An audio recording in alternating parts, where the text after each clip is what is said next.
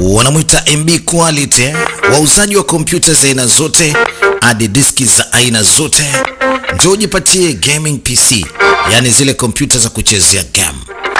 Lakini tunauza desktop full, bei yake 2,250 tu. Yes, njoo jipatie gaming computer, monitor, unajipatia kwa bei kitonga. External case, bei ni kitonga sana, unapata ndani ya MB. Tuko na flash diski za aina zote, tena zile quality desktop. Sasa unapata kuanzia 1,150. Wanaitwa MB Quality, noma sana. Bei kitonga, bei mseleleko. Wako mitaa Likoma na Masasi, Aglena Likoma. It is the work of Sauron. Wanamuita James Madividi, Talk of the Town. Ni wauzaji wa filamu za aina zote, kali, mpya, zilizotamba na zinazoendelea kutamba mpaka sasa. Lakini pia anauza vifaa vyote vya simu, yani pamoja na flash. Ni mkali wa kuuza memory card, USB cables, hadi diski zenye ukubwa tofauti. Yes, kuanzia GB 500 mpaka terabyte 10, yani terabyte 10. Ni mkali wa kuuza kompyuta zenye ubora na vifaa vyake vya aina zote. Anauza laptop kuanzia generation 4 mpaka ya 6, desktop generation 4 mpaka ya 6. Huyo hapa, huyo anapatikana Kabwe, Mbeya, Kamara na benki ya NMB. Anauza movies za aina mbalimbali kama vile season, TV series za Kikorea, za Kifilipino, za Kihindi, single movie unapata za Kinigeria, za Kizungu kama vile za Kimarekani, za Kiingereza, za Kitailand nazo tunazo, za Kichina kama zote, na tunauza kwa bei ya jumla na reja. James Madividi unampata kwa namba hizi 0758057061. Njoo jipatie movie kali kabisa. Wanamuita James Madividi Suppliers. Akunaga kama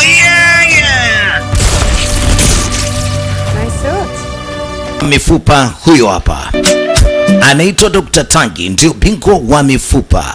Anatibu matatizo yafuatayo: anaunga mifupa iliyovunjika, mabega kutoka, magoti kutoka, maumivu ya shingo, matatizo ya mgongo, matatizo ya nyonga, matatizo ya viganja, miguu kuwaka moto, na hata kama una antena unatibika tu.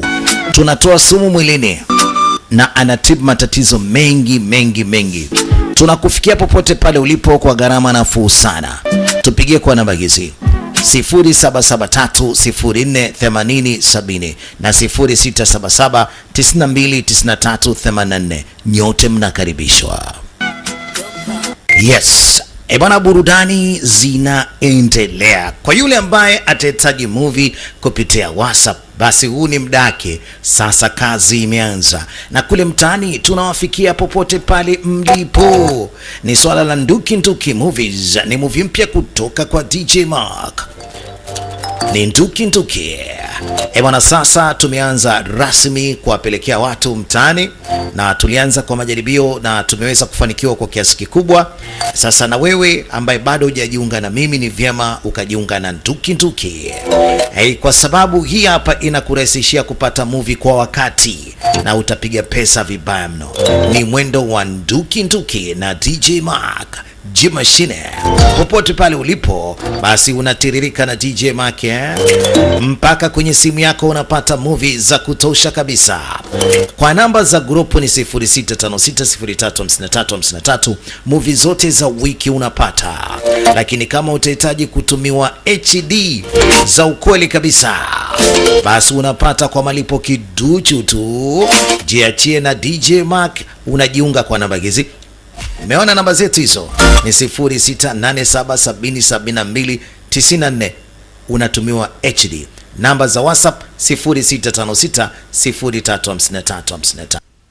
Kazi yetu ni hii hapa, kazi ya kufa mtu kwelikweli, kutoka ndani idara ya Achiche Production. Mimi ni DJ Mark. Sasa hii kazi inaitwa In the Fire of War, ni kwenye moto wa vita, au vipi bwana? Hii kazi unaipata kwangu Kariakoo, unaipata kwangu mtaani kote kwa watu wangu kibao, akiwemo huyo hapa James Madividi ndani ya pande za Mbeya Kabwe, njia ya kuelekea Soweto. Lakini pia nipo na mtu wangu wa nguvu huyo hapa,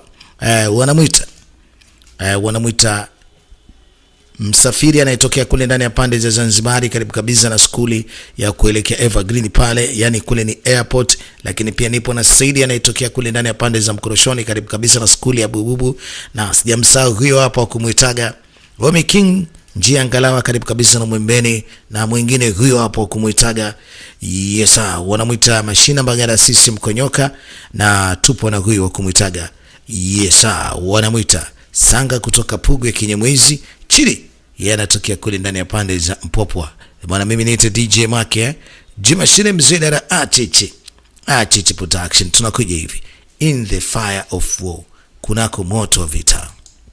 Kazi yetu inaanza kama hivi kutoka ndani idara ya Achichi Production.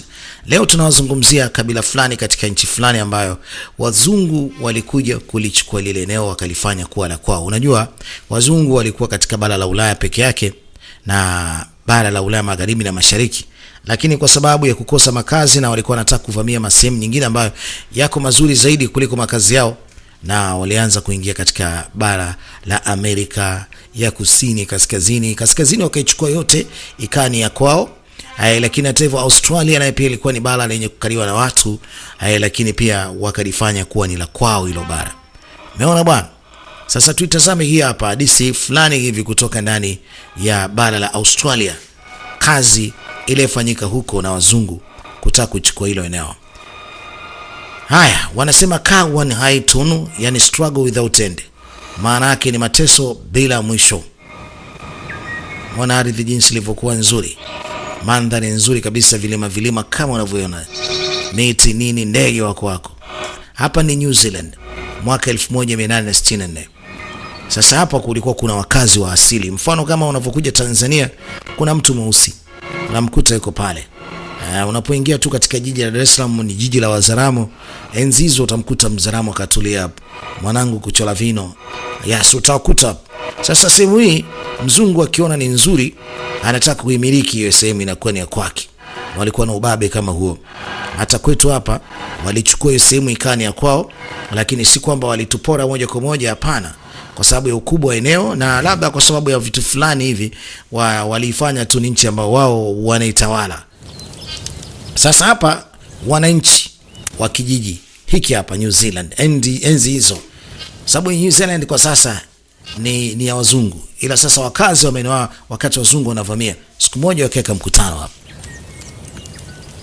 Huyu ni kiongozi wao. Anasema ubora na uzuri wa mapambano yake yamemgusa moyo wake. Cha kwanza, umesafiri mbali sana. Umeenda mbali mno. Kwa heshima kubwa umeileta kwa wazazi, umeileta kwa mababu zetu hapa. Cha kwanza, kushinda hata kabila lingine ni jambo la sifa moja kubwa sana. Kushinda kabila lingine sio kitu cha kawaida. Anamwambia asante sana.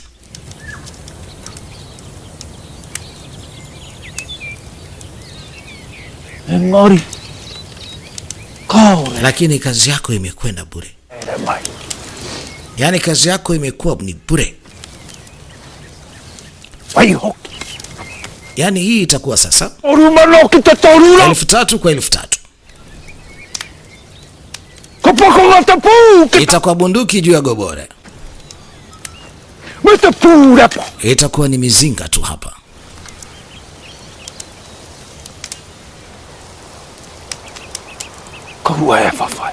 Haina haja kupigana. Don't fight. Haina haja ya kupigana. Iwapo kama wewe ni Tete Urora, haina sababu ya kupambana tena. There can only be one customer, death. Kamaliza mzee. Anamwambia umefanya kazi nzuri, lakini kazi imekuwa bure kwa sababu utaleta vurugu, si ya kitoto. Jamaa alisimama. Akasema Rewi. Kisi chetu kinaitwa Tu Erwera. Ilikuwa na kusapoti wewe pamoja na watu wako. Tumepambana vita kutokana na maelezo ya Mungu wao, na wamemwaga damu kwa ajili ya kupata ushindi huu. Korirohokia matau teikaiteatsi. Tumekamata samaki wa kwanza, huyu hapa. Tunahitaji kumtoa sadaka. Wanamwita huyu kijana wa kizungu ni samaki. Umaite nei wahiki konei matau hapaya ya matau pu. Mena haman. Nakete taunaha. Anasema wana mzigo mkubwa kwa sababu wametuletea vurugu hapa. Wamebeba kila kitu chetu. Wameleta vita nyumbani. Sasa samaki huyo hapa tumemkamata, tumtoe sadaka. Mzee anasema sahihi kabisa. Tawile.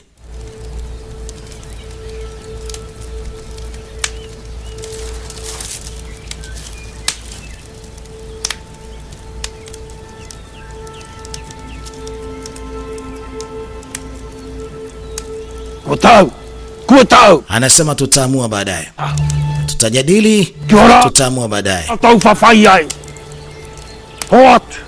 Nye nendeni. Nenda na watu wako.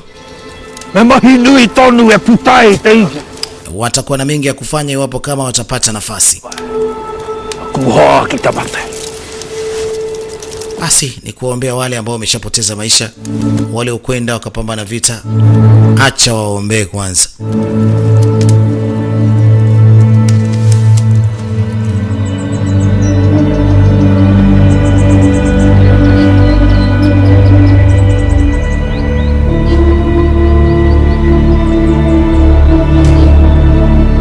Mzungu anazidi kuingia ndani ya nchi hii. Na mzungu anataka kuchukua ardhi ya nchi hii. Na anazidi kubomoa baadhi ya sehemu.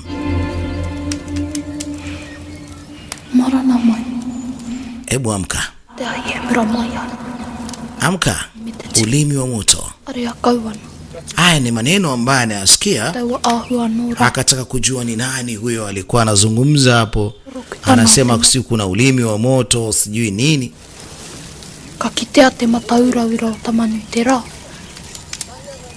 Alikuwa ni msichana mmoja ambaye alikuwa anazungumza hapa.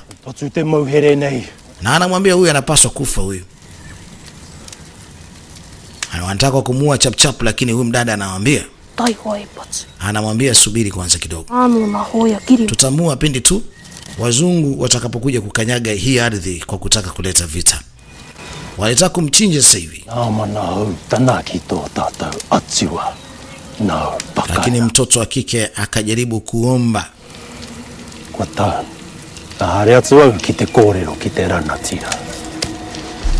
Wana shida naye sana, wanataka kumchinja huyu.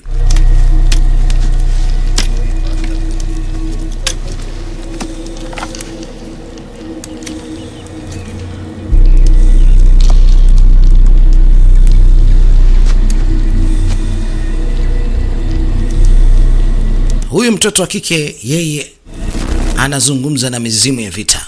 Wanamheshimu kweli kweli. Na huyu mama ni mamake, ambaye ndiye anayemsimamia huyu mtoto wa kike, kwa sababu yeye ni ana nguvu sana juu ya Mungu wa vita. Wanamuona mjusi, ana rangi ya blue ya ajabu, ulimi wake pia ni wa blue. Mama anafanya matambiko yake hapo. Huyu ndio connection. Nikisema connection ni kiunganishi kati ya Mungu wa vita na binadamu. Kwa hiyo ndiye anawapa maelekezo, fanyeni hivi, pigeni hivi. Ulijua wazi kabisa huyu bwana mdogo atakuja kwetu na atanaswa. Na wewe ndio ukatuongoza mpaka tukamshika huyu bwana mdogo. Kwa nini unasema hivyo mama? Anasema hivyo kwa sababu Meka ameenda kuambia wengine, wewe ndio utakayekuwa Mungu wa vita. Sauti yako ndio kila kitu. Usimwangalie huyu. Usizungumze naye.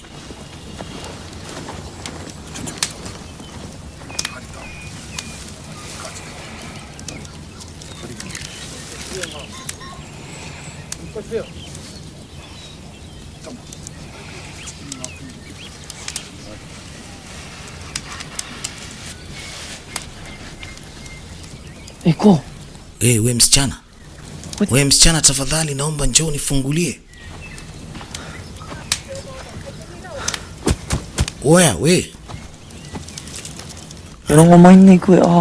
Unanisikia lakini? Naweza pia hata nikasoma ulimi wako ama mdomo wako unavyofanya. Na nimezuliwa kuzungumza na wageni, hata raia wa kawaida. Anaweza kuona tu ulimi wake jinsi unavyocheza sio mbaya. こう結構モケモケ Kwa hiyo wewe uko mpweke hivyo. Utaki kuwa mpweke bwana. やはりと部屋行くとまあ待ってま Lakini mamako kwa nini amekufanya unavaa mavitu ya ajabu ajabu kama hivi? Heto huitapuine. Anasema yeye Keti faka ni mtakatifu. kinatu. Yeye ni kiunganishi kati ya Mungu wa vita na binadamu. Yeye ndiye anawapa maelekezo. Wewe sio Mungu, Apika hikikwe. wewe ni afkasti wa msaliti. Msaliti wewe. Afkasti wa kabila lao na mzungu. Kua haiti kaiwa kaute achapa. Yeye ni mtu wa katikati Tipaino. kati ya Mungu na binadamu. って食うパパ Mimi sio msaliti bana. あの子玉子たく Mimi nilikuwa tunasafiri na mamangu. 食いや Ilikuwa tunakwenda kwa babu. 行って待って Babu yetu ni mgonjwa. はいひいひやって待機あえよ Ilikuwa tunataka tufike huko, lakini kabla ya kufika 山と暑い mama yake akapata majanga, wakapigwa. Hiatsua pakana. Heraite ya kwara hitena. Haya, binti huyu anatunzwa kwelikweli hapa, na amemkataa jamaa, anasema hawezi kuzungumza naye, amwache kama alivyo. Lakini mwisho wa siku anataka kwenda kumfungua kama alivyoomba afunguliwe. Kumbe anataka kumrudishia tena pale pale asiongee. ゴリアタウェパツオに行ってモケモケ Anasema sikiza, nikwambie, mimi naye wote tunafanana upweke.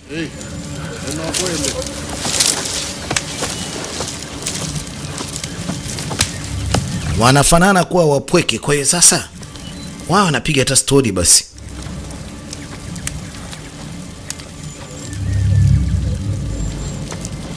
Amerudi tena huyu mwamba, wana hamu ya kumuua huyu. Ameanza kuwa na wasiwasi, vipi anapiga story naye? Na mbeu kazungumza naye huyu. Kazungumza naye huyu. Atakwenda kumchinja. Anaenda kumbeba sasa. Anaenda kumbeba ili waende wakamchinje.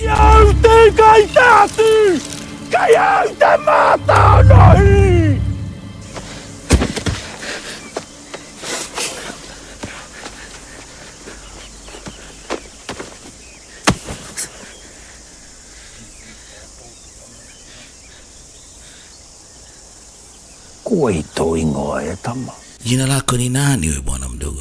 ごはき Jina langu naitwa Jackie. Sasa Jackie, imekuwaje umekimbia jeshi lako? きやない Mimi sio mwanajeshi. まなおきより Nilikuwa tunaenda kwa bibi kabla ya mama yangu kufa.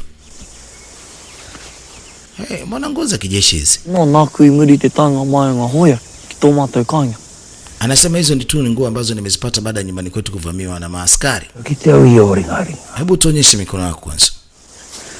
Tuone ni kweli, labda uenda unatudanganya. またくまつおケーキフィピピーパー Anasema kazi yangu mimi ilikuwa ni kuindainda tu mabata nini クファン na winda na mjomba. でめあとふがき Mimi ni mtu mzuri sana, najua kulenga mno.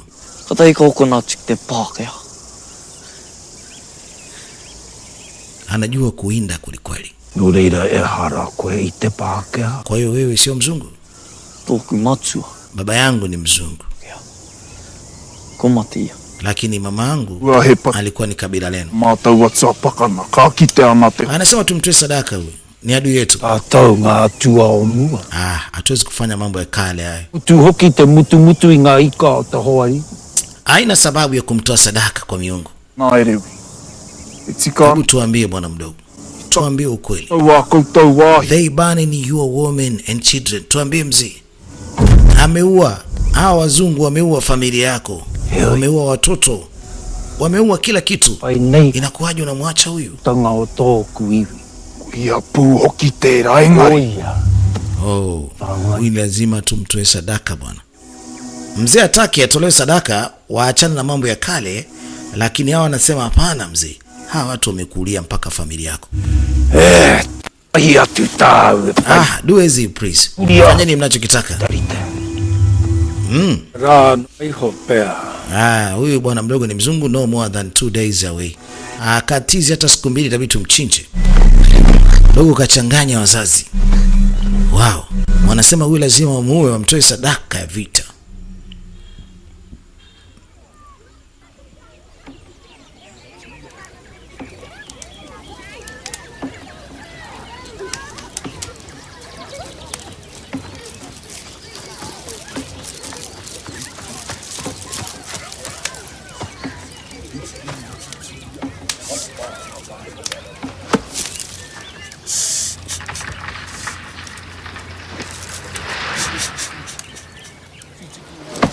Ndio amekuja kumzingua dogo. Amemletea mashuka ili jamaa ajifunike kwa sababu patakuwa na baridi usiku. Huyu binti anazidi kulisholishwa ubisi. Mavitu ya kimila. Mohi. Kwe. Wewe unataka kufanya nini hapa? Tutua. Enare hari yake ne kukwehera na tira mutata. Anatakiwa kuwa ni moja kati ya vijana ambao inabidi wamlinde chief. Ano kwe kitefanga yaya. Asije akakutwa hapa na babu yake, hebu sogea hapa. Itakuwa ni tatizo. Sio alikuwa anamlisha nini? Na huyu binti amekatazwa kuzungumza na commoners pamoja na wageni. Oe kwe. Ninakuonya. Utakiwi kutengeneza marafiki. Kari piro. Anasema mimi hata sikutaka hivyo. Ila alikuwa na njaa. Pohehe kwe na keka fakaro no hiana. Sasa nafikiri chief atakusikiliza sasa. Unafikiri kwamba yeye ndio njia atakusikiliza? Oe. Funga mdomo wako.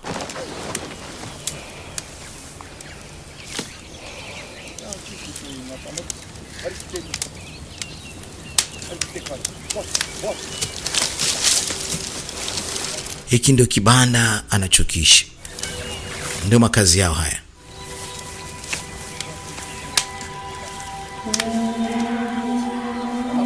Upande wa pili watu wanatengeneza ngome.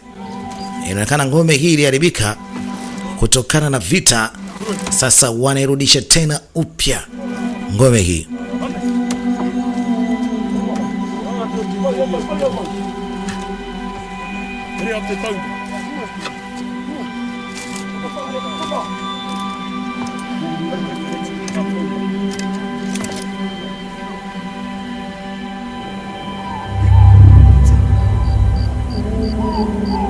Usiku unazidi kutanda, mwezi umekaa nusu. Mama anamkumbuka mama yake. Hivi ni wewe Haki? Naomba unishike. Tafadhali naomba muangalie mdogo wako. Sawa, umtunze. Kwanza yuko wapi mdogo wako? Mdogo wake alikuwa huyo hapa, lakini tayari naye ameshapoteza maisha. Hiki ndicho kitu alichokutana nacho akiwa njiani wakati anaenda kumuona bibi. Sidhani kama wataniachia huyo mtoto, watamchukua.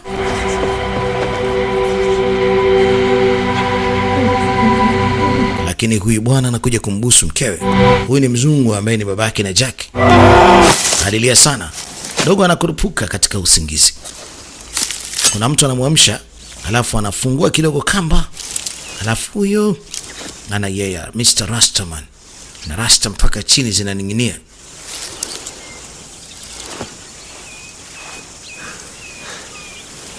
Sasa amekata kamba, imekatika moja kwa moja ama?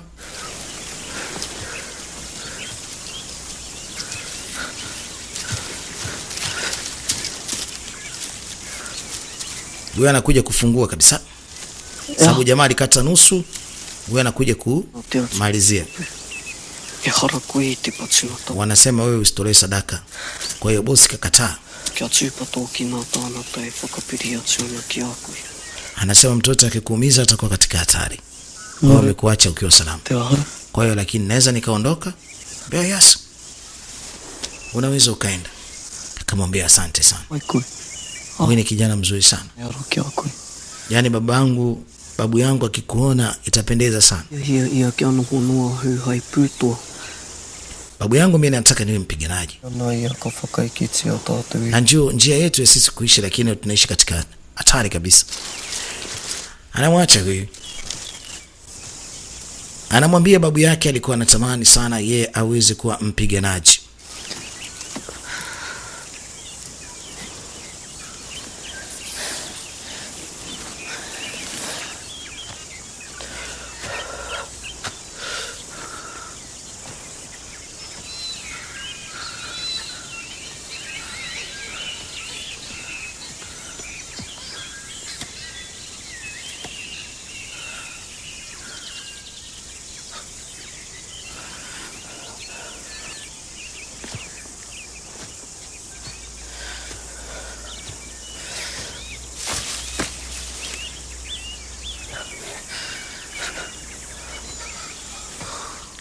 Kwa sababu kasharuhusiwa kuondoka, anachukua kofia yake. Ameachwa akiwa huru aende zake. Anachukua kofia, anatimka. Hea hakoi kōrero pērā. Ko te pono. Kati o ki taiwa ki wahora ki te kōrero ki a Meka. He hane te Sa kōrero. kwanza wanasema mrudi kule kwanza kaongee na Meka. Tahi. Kuliko kuna ubishani kati ya mama Koe na mtoto wake. Na watoto huko kama vile wanabishana hivi. Nukarau. E hara taiwa i te whānau rangatira. Kona te rā hoki tō matua. Mama anamsema mtoto wake, Kāna hope nei taiwa ka. nafanya kazi ili mambo yote haya yaende sawa. Wahine atua Mbona umekuwa mpuuzi hivi? kare kai. Mbona ueleweki? Ehe! Kare pira ni tene ahu atana. Te mutuna mai o te anu. Anasema hataki hilo jambo. Mama anamchapa kibao. Ka whakarare mai tāku i whakarite ai.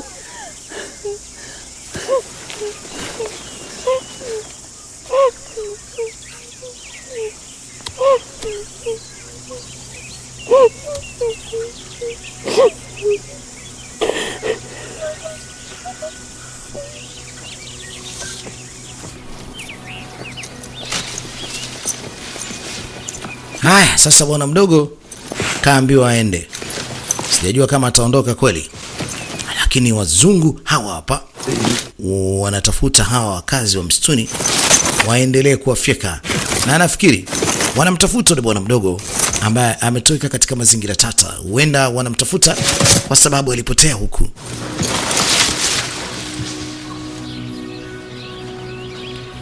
Basi alishika njia ili atafute wapi nyumbani. Lakini kumbuka huku msituni kuna makabila mengi sana. Wakimkamata wengine huenda haitokuwa tena bahati kwake, huenda wanaweza wakammaliza kabisa. Sijajua hivi bwana anavyokota hivi ni kwa ajili ya chakula ama ni nini.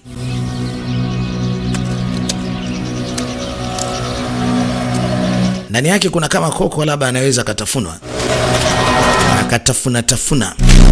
Yes, tayari pameonekana kuna wazungu wanakuja, wazee wa kazi wanawafuata nyuma wale wazungu. Patamu hapo. Huyu bwana mdogo karudi bwana. Kaona hakuna sababu zake kuondoka, karudi.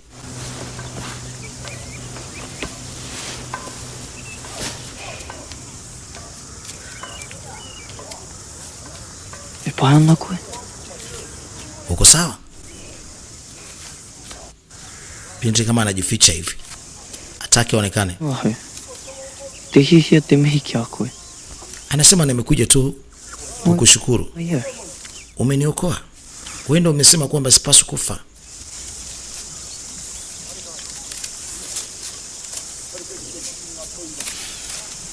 Kiatia. Okay. Sio mbaya. Ataki kuzungumza naye. Ako, keiko ne tonu to mama chakiana ma. Anasema natumaini mamangu bado anaendelea kukusubiri. Tumana kuano kete paito. Ila na imani kabisa babu yako atakuwa yuko sawa. Kwa hiyo yeye mwenyewe tu aamue kama ni kwenda kumfuata babu. Maana safari yao ilikuwa ni kwenda kwa babu. Yoya no hihia na pete haritai tao. Kwa hiyo uko tayari kwenda na mimi? Paki fefi ho korero. Efakaro. Itakuwa si mbaya. Uko utaishi maisha mazuri tu. Kama atakuwa yuko tayari kwenda naye. Sasa mama alimvisha kitu. Na huyu bwana mdogo mwanzo alimuuliza, "Ni kwa nini mama yako anakuvisha mavitu ya ajabu ajabu?" Sasa anaamua kuyavua, hakuyataka tena. Huenda hata hichi kitu ambacho mama anamwambia kifanye yeye akitaki kabisa.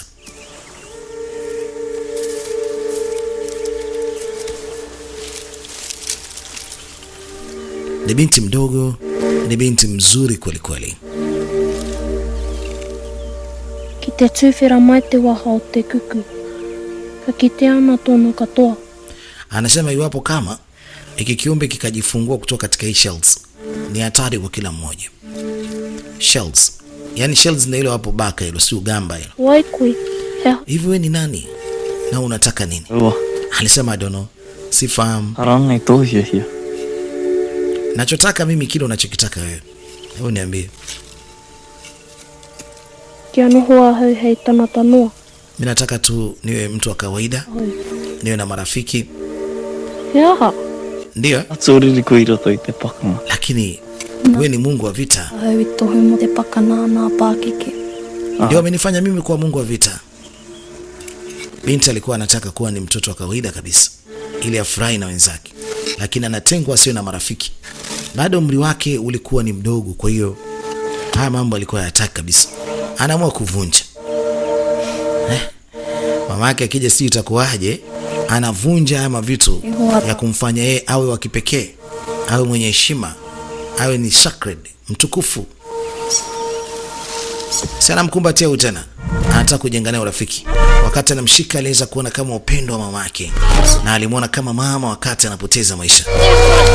Bwana, huku tayari watu wanaambiwa wakimbilie kwenye shelter.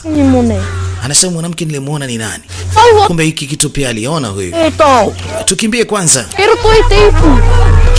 Jamani, Mungu wa vita yuko katika boksi. Wanataka kwenda kumchukua Mungu wa vita chap. Na huyu kwa nini ameingia katika chumba cha Mungu wa vita? Kuna nilijua tu. Unajua unamnyemelea huyo. Kuja hapa sasa nikuue. Wewe usiwe nakaa pembeni wewe. You done now. Sasa anasema acha nikumalize. Wow. Awe mtoto mjinga kweli, mtoto mpuzi. Wewe unakaa na huyu unazungumza naye ili weje? Bwana, linapigwa parapanda. Wamemchukua na yeye, wanatoka katika ile makazi, wanaelekea kwenye shelter. Hii ni sehemu yenye ngome ya kupambana kwenye vita. Haya, anasema sasa tuingie kwenye fortress. Wanaingia kwenye ngome, mzee baba. Wanaingia kwenye ngome ili kuweza kupambana na hawa wanaokuja. Hii ni sehemu imetengenezwa maalum kwa ajili ya uwanja wa vita. Wengine wanajificha ndani zaidi. Bendera mbili zinapandishwa juu. Bendera ya Uingereza hiyo. Hawa ni wazungu wa Kiingereza wakati wanaivamia New Zealand. Wanasema tulieni, tulieni kwanza, msipoteze risasi zenu. Watu hii. Sikiliza wewe, tujiandae, tukiwashe. Watu wako tayari kabisa kukiwasha bila shaka yote. Haya, nyanyueni silaha zenu. Wanaambiwa wanyanyue silaha. Hapo wanajitengenezea mzuka, unyama na ukatili, waweze kukinukisha mzee baba.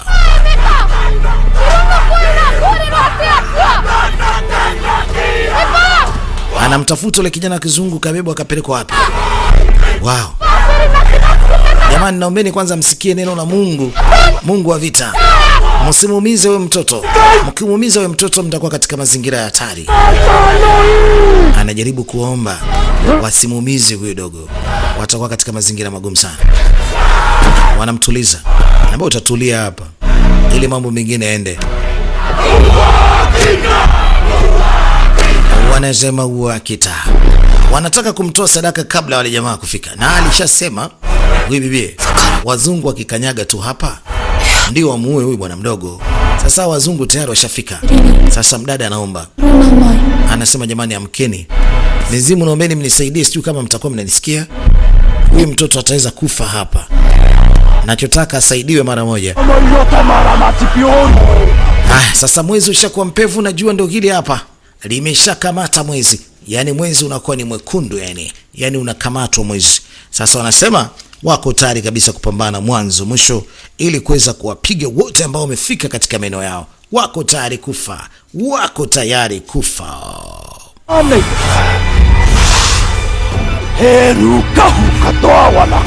Binti anaendelea kufanya maombi.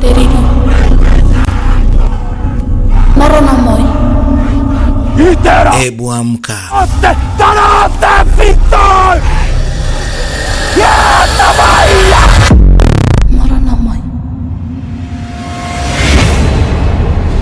Mambo mazito. Sasa anajaribu kumuomba Mungu amsaidie huyo mtoto. Wezi amini, mchanga ulikuwa ni mdogo, lakini kamshuti huyo ambaye alikuwa anataka kumtoa ule bwana mdogo sadaka. Cheki. Amemuua. Tukifakata.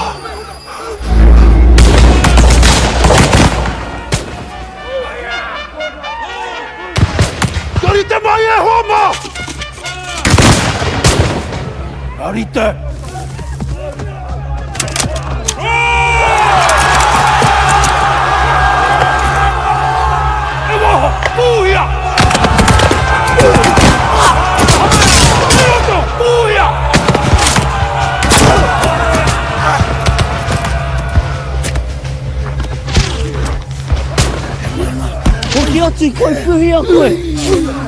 Hoki atu!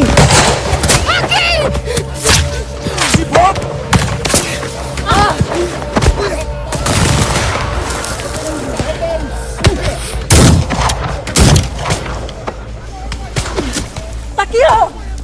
Hopi! Ketere! Takiho! Bwana, huko nje vita imekuwa ni kali kweli kweli. Acha nikupishe, endelea kuangalia wakati mama anajaribu kumtuliza mtoto wake. Mungu wa vita anasema yule ni rafiki yangu. Hata kama rafiki yako kudedeki hapa, wewe si rafiki, utakiwa kutengeneza naye urafiki mtu yote. Mama anamwambia atulie. Naomba utulie hapo hapo. Nenda kuangalia njia kutorokea.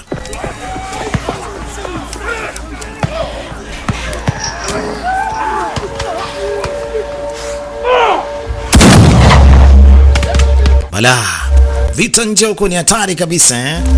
Binti anasema anataka kwenda kutoa msaada kwa rafiki yake. Woohoo! Noma sana. Chichi.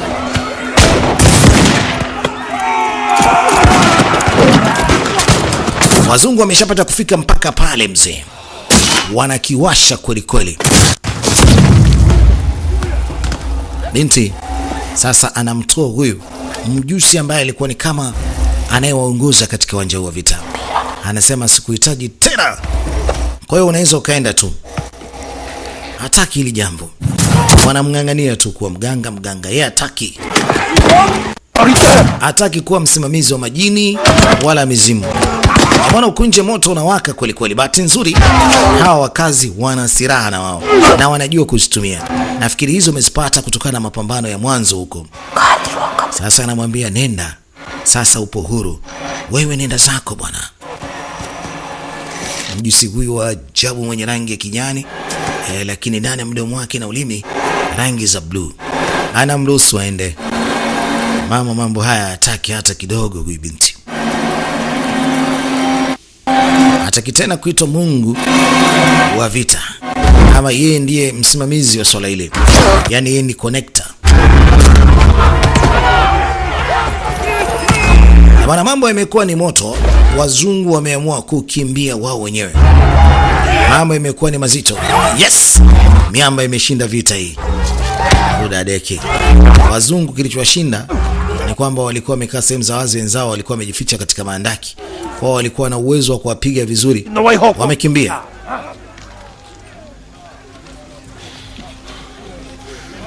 Lakini huyu mwenzao amepoteza maisha. Amepigwa na ule binti kwa sababu alizuia asiwawe. Na sasa tunapaswa kuondoka chap kwa haraka. Anauliza mjusi yuko hapa, anambia mjusi kashaondoka. Mshenzi wewe msichana. Utakuwa ndio umesababisha ende. Hakuna chochote kitakachobadilika. Kwa hiyo anaendelea kumwambia wewe utaendelea kubaki vile vile kuwa msimamizi wa mizimu. Si umenielewa? Anyonyuka hapo. Yeye atakuwa ni medium, atakuwa ndio connector. Wewe ni wa kwangu. Yaani hatakiwi kuondoka mahali yote, yeye ni wa kwake. Sasa wamekasirika, ni kwa nini huyu bwana mdogo yuko na huyu? Anasema iwapo kama ukimuumiza bwana mdogo, mimi nitakusambaratisha. Pena yamika. Nitakusambaratisha kama nilivyomtambaratisha mwenzako. Mchukue huyu. Bosi ibidi aseme bebo huyu mtoto hinye. Apelekwe mahali. Anazingua. Amemtetea vya kutosha. Yule bwana mdogo hakuna kubebwa, hakuna kuuawa. Amelala kwenye maiti kibao za wazungu waliopigwa risasi wakati wanakuja hapa. Kaa kimya, tulia kwanza bado. Bwana mdogo kaja huko. Anasema nimeona kama kuna watu wanatembea kule katika msitu. Yule msichana yuko wapi? Kwa hiyo kawaambia wakae hapa chini wasinyanyuke kwa sababu kaona kuna movement. Kuna watu wanatembea kule. Mbona unakuwa na wasiwasi sana na ule msichana wa ajabu? Anamuuliza msichana yuko wapi? Wanashindwa kumwambia, alibidi amfuate. Kudadeki zako. Umekuja kufanya nini? Nani anakuja kwenda kumwangalia nani? Babu, mwache bwana. Samahani sana mjukuu wangu. Huyu msaliti huyu. Shenzi kabisa. Fungeni huyu. Hataki kumuona kabisa. Shenzi wewe. Japokuwa amekatazwa si wao ya. Lakini jamaa hasira alizokuwa nazo Anataka kumtoa sasa hivi hapa malize kabisa. Sema toa hii takataka sitaki nione hapa. Mayetama. Imahitapa. Wana kazi ya kufanya. Akawaambia wakuja, kuna kazi ya kufanya kidogo. Yes bwana, ni kazi ya kufa mtu hapa kutoka idarani Acheche. Mimi niite DJ Mark. Bwana, umeona hiyo ngome hiyo? Wameamua kukaa kwenye ngome hapo hapo. Maana sasa hawajui wale wazungu watarudi tena ama la. Amen. Sasa ni sala. Ave Maria. Mama Maria, uliyejaa upendo.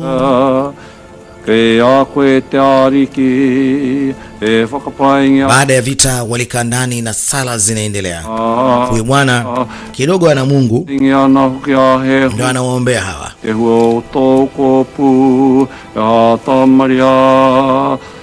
Te matua wahine o te atua inoe koe mo mato mo te hungahara ayane. Mama Maria awasamehe dhambi zao.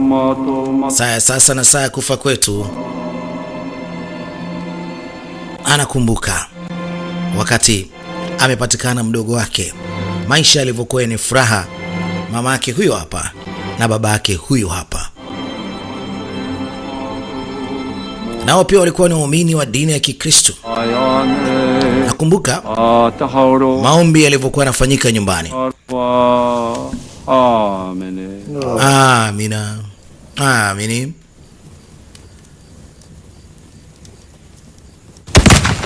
Wow. Risasi zinaendelea kupigwa hatari huko nje. Wale wazungu wenda wamerudi tena kwa mara nyingine. Ni kwa nini unasali kwa miungu ya wazungu?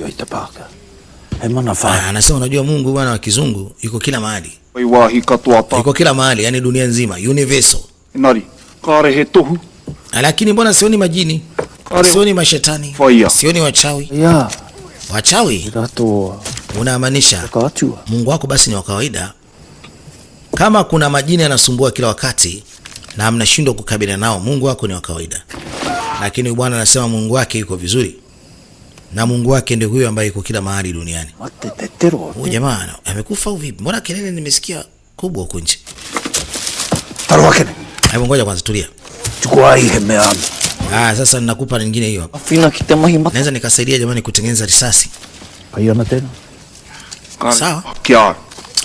Kwa nini sasa nijali? Haina haja. Basi bwana mdogo anaenda kutoa msaada huko nje. Nyuma. Unataka kinywaji? Ndio. Wanakata kamba. Na yeye yuko tayari sasa kutoa msaada wa kutengeneza bunduki. Anaficha kisu hapa. Kitakuja kumsaidia baadaye. Otahiyatsu.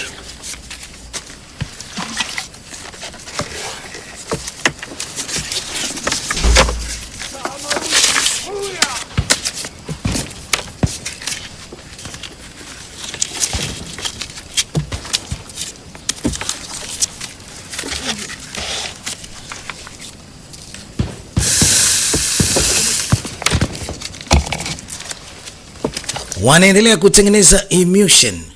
Sasa wanamshangaa huyu ndogo anafanya nini? Mbona yuko haraka huyu? Wewe unataka kumtia aibu hata bosi wako. Cha kwanza sio kiongozi wake. Cha pili mpuzi ni kukata hata vidole. Nataka kuonyesha ni kiasi gani ya kwangu ni nzuri. Sio na wasiwasi kuhusu mimi. Kwa na wasiwasi na mwili wako na damu yako, puzi wewe. Yaani unataka kutoa maelezo kwamba Mungu wetu na kawaida. Hapana, sio hivyo. Hajamaanisha chochote. Kopu. Jina lake. Kopu. Huyu mtoto wa kike sio anaitwa jina gani lingine? Lakini Kopu. Wanamuita creepy ya watoto wengine. Wanamuita kiumbe wa ajabu. Creepy Kopu. Nilikuwa nasafiri na baba na mama kuelekea kwa baba. Ulishatuambia Na ushamwambia hizo hadithi huyo mtoto wa kike ni? Funga domo lako wewe mtwana. Wewe ni mtwana kwetu. Yaani ni mtumwa tu hapa. Utakuwa unyamaze sio ungeongea tu hapa. Jamani nini sasa? Kuina. Fai. Wanatakiwa wakae kimya wasigombane. Ugomvi hauna maana.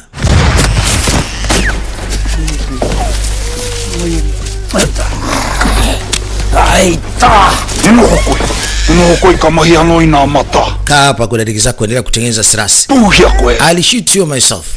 Aendelee kubaki hapo ili aendelee kutengeneza masasi, la sivyo atamchopa akijaribu kunyanyuka hapo.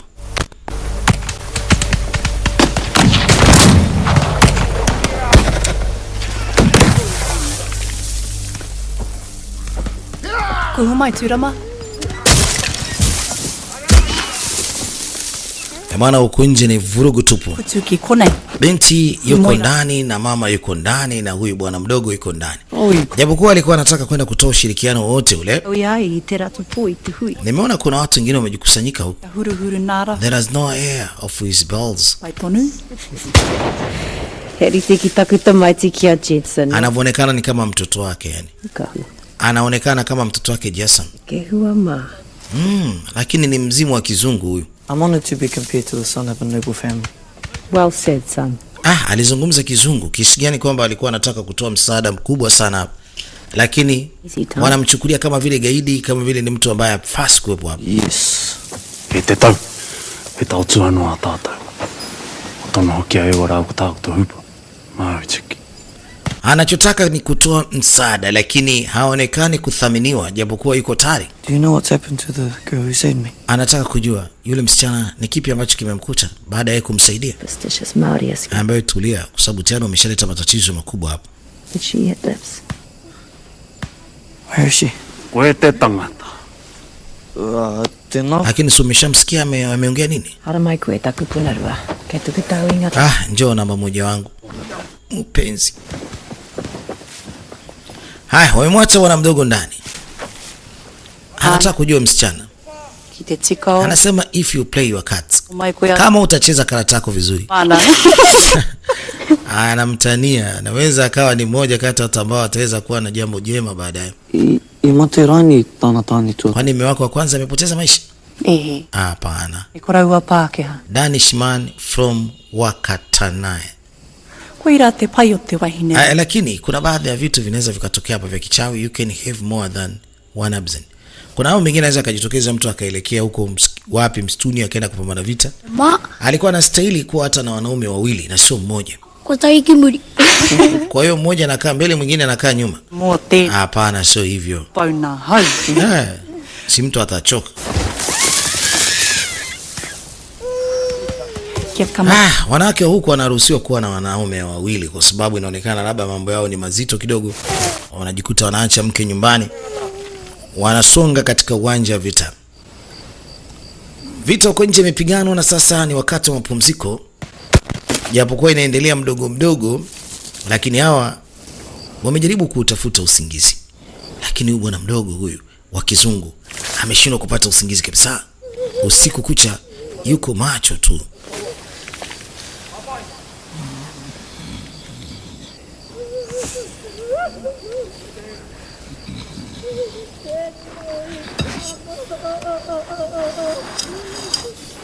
Sasa kile kisu alichokificha wakati anafanya kazi ya kutengeneza zile baruti. Sasa tayari kile kisu kakichukua na ametumia kwa ajili ya kukata kamba ambazo zilikuwa zimemfunga wakati wote katika mikono.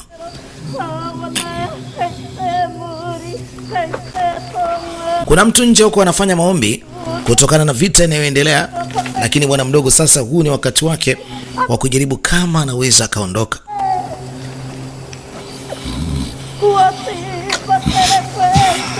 Huyu bwana yuko na usingizi mkali kabisa. Na anajitahidi hapa ampite ili asepe zake.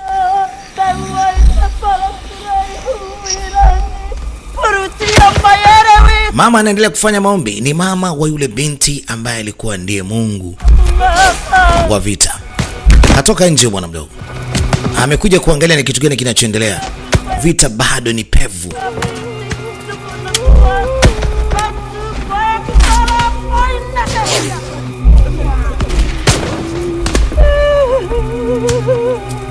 Hiki ni kilio kwa huyu mama dhidi ya mume wake. Inaonekana mume wake ameuawa.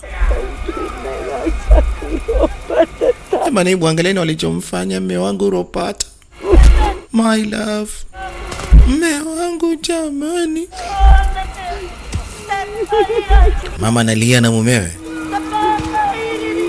Ropata alikuwa tayari ameshapoteza maisha.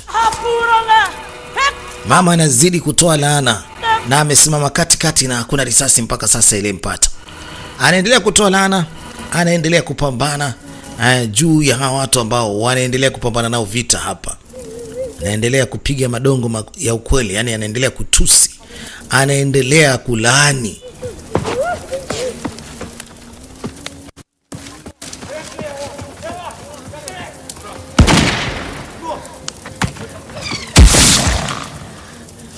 Kaore kwe iterongo. Hale mayeta. Eno.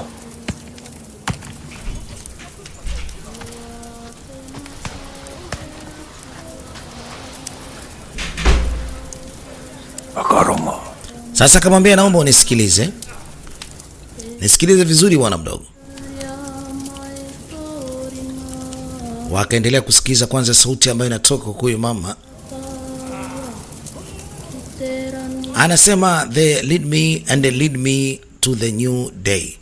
Na ananiongoza kwenda kwenye siku mpya.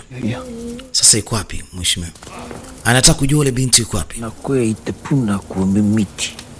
Inaonekana wewe unaona kama vile pakavu tu. Nadhani ndio huyo binti anaimba hapo. Wewe udogo, usifanye hivyo, utapigwa risasi. Subiri kwanza. Ameokoa maisha yangu. Nataka nini nikamwokoe? Ina maana amewekwa katikati ya uwanja. Haina haja kwenda kumwokoa. Ukweli haina haja kwenda kumwokoa. Sawa? Naitawe matenda.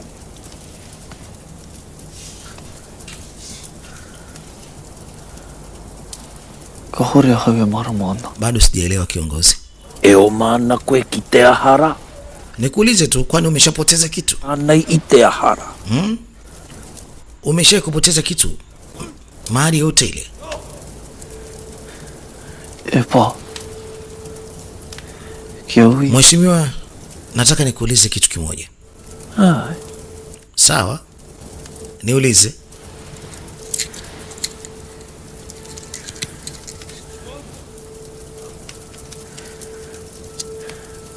Kapehi arani ano kitewi. He momokwe. Kwani watu wanakufikiriaje?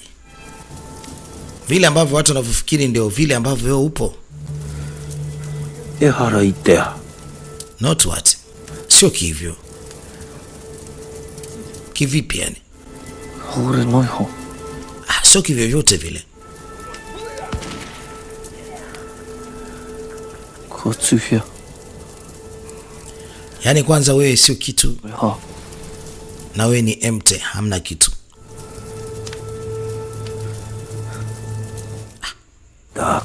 Lakini nadhani tunahitaji kujijaza sisi wenyewe.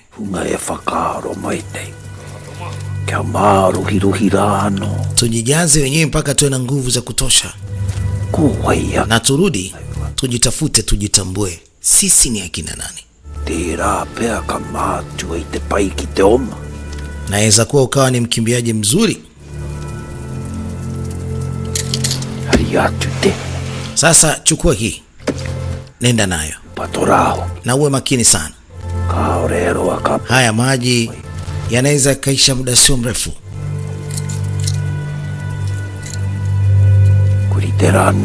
Uko tayari? Ya. Nipo tayari. 5 4 3 2 1. Nenda. Ile anamwambia tu aende. Baba. Kuna vitu vingine vimetokea huko. Nafikiri kwamba ni makabila mengine yamekuja kujaribu kutusaidia hapa. Kuna makabila mengine yanaonekana yanatoka Chaka huko. Sasa nenda. Nenda, kimbia. Kuna makabila mengine yanashambulia wale wazungu kwa upande wa nyuma kwenye msitu. Sasa ilibidi wageuke wapambane na hawa ambao wanaonekana ni wakali zaidi waliokuja sasa.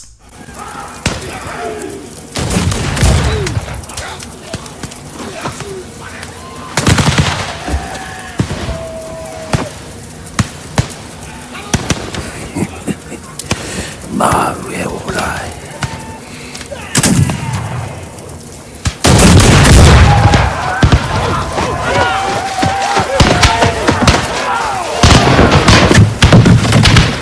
Koe nai ho. Ai, te paena koe. Kumuona rafiki amekuja. Kumbe umemweka hapa endelee kuomba. Anasema nimekuletea na chakula bana. Ni maji haya hapa. Amewekwa sehemu mbaya aendelee kuomba. Sasa jamani wakatili kweli. Wanamwachaji sehemu kama ile. Kete mata ki mai te tahi aha. Ka waia tāhau hei pare atu i aia. Ke kone tonu pe aia. Horika, kau nai nei, kake mai. Haya sasa basi panda basi. Ko te atua. Ko pasakwaya. Kau ke? Sijauona. Waia ke ahau ina wakatoa. Anamuuliza kuhusiana na mjusi yule wa mamake. Anaambia pande. Maki wakati huu Horika ni wakati ambao hawaonekani hawa jamaa kwa sasa kwa upande huu. Ni heri apande chap anamsaidia. Wa afi. Ikite awi te tahi wahini. I wharaia inari te pira ni kōrero ya kiaku. Anataka kujua kuhusiana na ule mama aliyemshika. Ke te mataku koe ahau. Sasa unaniogopa na wewe? Anaambia hapana sikuogopi. Sasa bwana nakuuliza vitu unaanza kuniogopa. Koe. Wewe. kukohua. Shit. Mjusi karudi tena. He rato hia tuakana. Sasa unataka nini? Taki o katoa hau I toa mate mate. Tohu atoare ro weri weri kora. Bwana risasi sasa zinataka zimkanyage huyu mtoto. Wewe umenidanganya wewe. Sitaki nikusaidie. Wewe muongo. Hia no kia tire puta koe. Nilikuwa nataka tu utoke kwa haraka. Hua. Mimi sihitaji kuwa rafiki yako tena. Mine o mai koe kone pira mai ai. Ukibaki hapo utaoza. Alijaribu kumwambia atoke pale lakini wapi? Amekataa kutoka. Anasema hataki tena urafiki na yeye.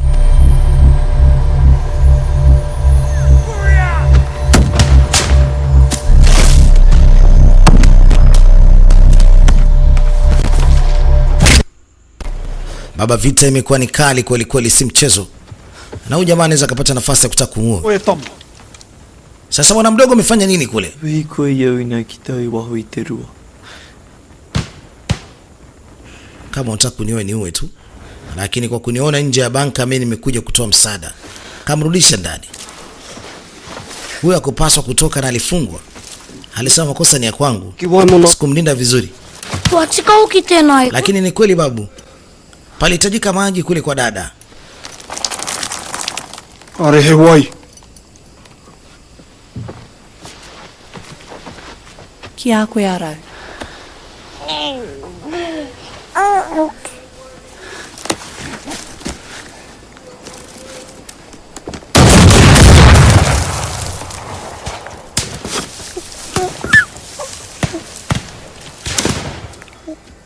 Tatapau nā kariri.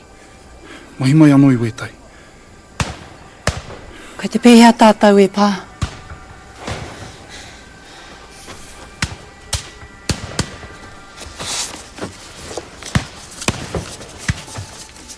Ia hatia, te witoa. Wau ki rātou. Wakaria o kia nā Pākehā e wao hei parepare nā mō rātou. Te kōtirora. Ai te rono au I tana whaiwhai. I can feel her. Wenua e takotore. Anaona kabisa kuna uchawi wa mtoto wa kike unaosumbua. Kuna deki mjusi. Piga mjusi wa kufe kabisa. Kamsambaratisha yule mjusi.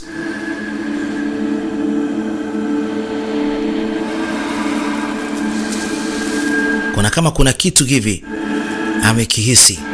Yule mwenzake anamsaidia katika mambo yake yote ya maombi. Kuna jambo lazima litakuwa limemfika. Anajikuta tu anatokwa na machozi. Mpaka anajiuliza what? Nini hiki?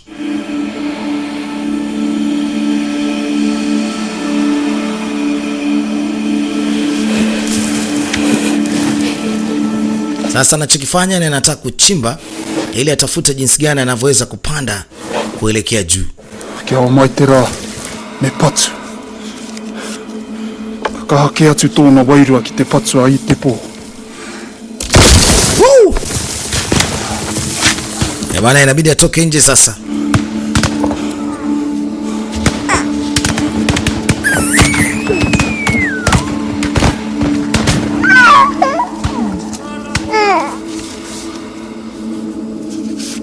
Dogo anaendelea kutengeneza silaha.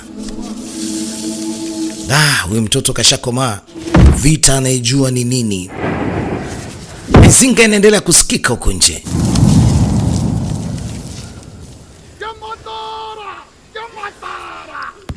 Anasema be valiant. Valiant. Anasema ngoja watoto nicheza nao game. Wanatakiwa kuwa na tahadhari. Wanatakiwa kuwa makini. Basi wanaendelea kutengeneza silaha mpaka kuna kucha. Hakuna kulala. Haikariri. Mambo ni mazito huko nje. Kwa pauke. Wote wako nje. Na imeisha hii. Zile baruti zimeisha sasa. Kare to papa eratakitera. Babu yako alikuwa hapendi hiyo kitu.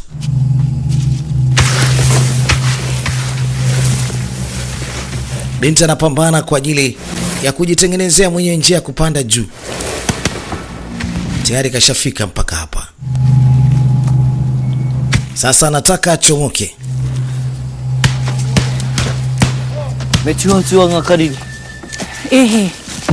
Anasema anataka kwenda kupeleka sasa silaha huko nje. Anaambia baki na sisi hapa. Mtu anakufa hapa hapa. Hebu mchukue basi huyu nenda naye. Anai tama. Chukua hichi kisu. Labda uende kakusaidia. Kisu bunduki. Ni bunduki.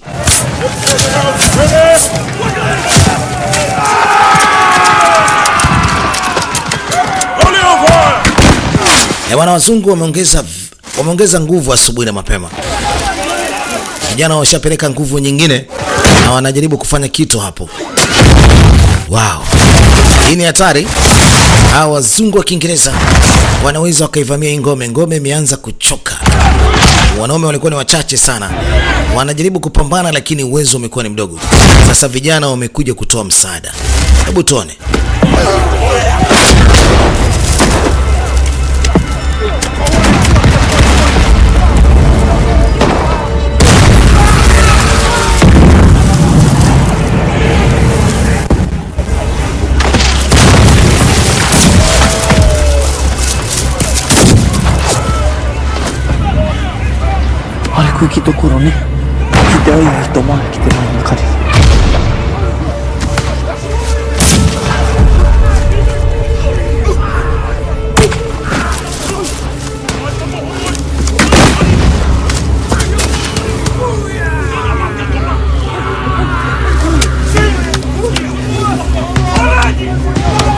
Bwana mdogo asubuhi kashika mjegeje. Sasa hakuna jinsi, hapa ni kupambana tu. Wow. Anakuja kutoa msaada asubuhi na mapema. Yes. Anapambana na hawa vyuma ambao wamekuja.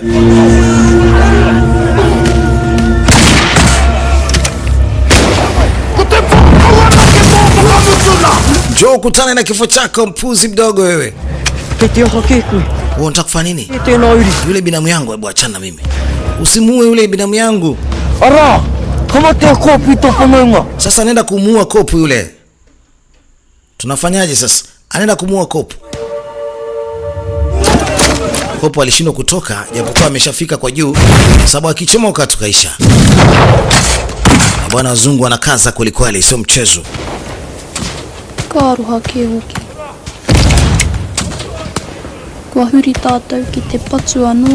Anamwambia sawa, niueni lakini mnaniua na silaha za maadui wetu. Ni hatari. Let me stand. Acha tu nisimame na uniwe watu waone.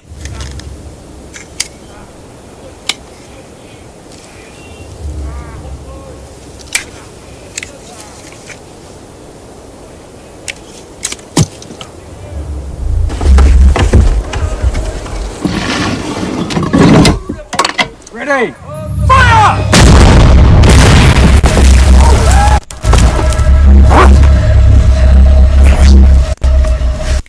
Jiji kamchomoa nje. Ihorera wal pakamati haya. Sasa wewe kwa nini unaruhusu sasa huyu binti auawe? Niache mimi nimtandike huyu. Kamwacha. Anataka kumuua huyu Mungu wa vita kwa sababu ameona hawasaidii chochote. Marafiki, naombeni msikize.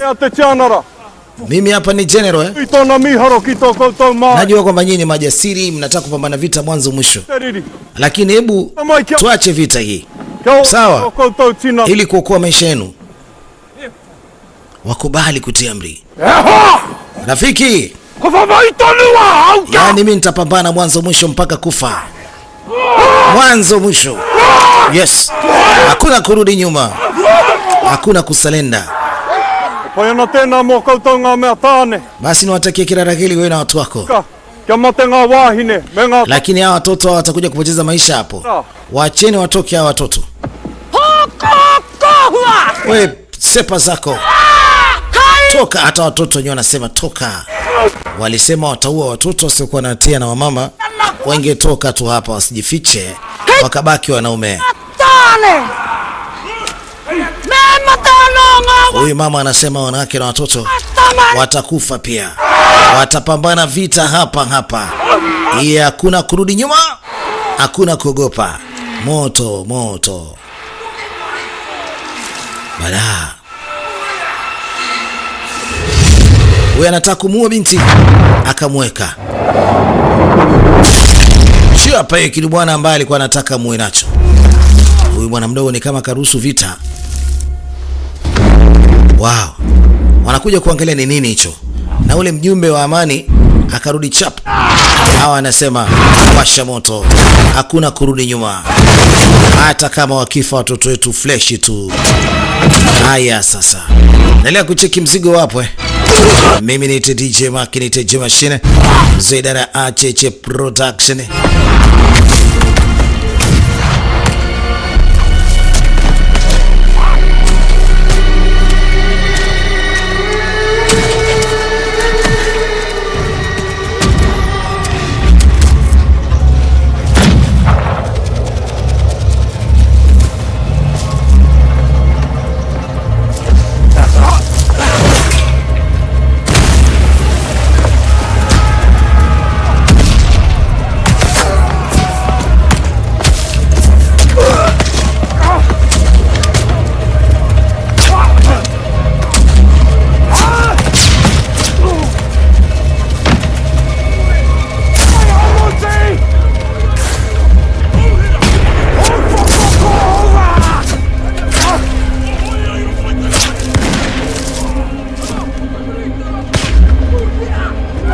Wanavita kama unavyoweza kuona inazidi kuwapunguza vijana wao. Bwana hili ni balaa. Waliambiwa mambo yamezidi kuwa ni moto. Wameleta ubishi tu. Lakini sasa hali inaonekana ni mbaya. Jamani, kila mmoja waelekea upande wa kaskazini, si kusini huko. Bring your guns and ammunitions. Wabebe silaha zao zote. Warudi upande wa kusini. Mambo mbele hapo yanaonekana kuwa ni mabaya, magumu. Anasema hapa tu tujiandae tena baadaye. Tuzugezuge hapa ili muda uende. Maana sasa tayari mambo yameshakuwa sio.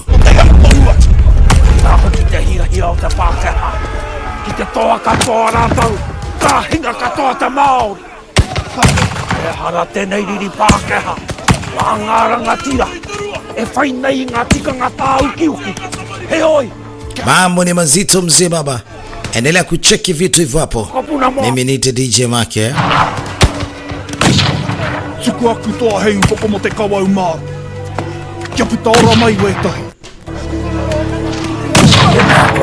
Asante sana brother.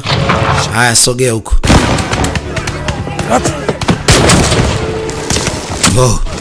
Bado mambo ni mazito. Bwana mdogo. Nimefeli kumwokoa. bahati mbaya. Lakini Lakini amesema hawezi kuwa tena rafiki na mimi kwa sababu ni muongo. Amesema hataki kuwa rafiki na muongo. Basi acha kudanganya. Na hata kama unadanganya, udanganye vitu vizuri. Bado mambo ni mazito, mambo ni moto kweli kweli. Mkimbizano. Na yana hamu bado ya kwenda pale kwa ajili ya kumsaidia yule kijana. Sasa nakula timing. Anaangalia mabomu hayo baba. Akikutana nayo kaisha. Haya. Sema walipotoka tu ndio kitu imepiga hiyo mzee.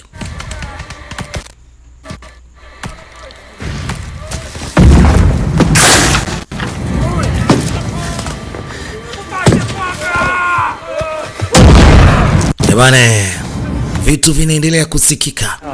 Kuna mtu anakuja na mwamvuli anamzuia vipi tena? My father is dead.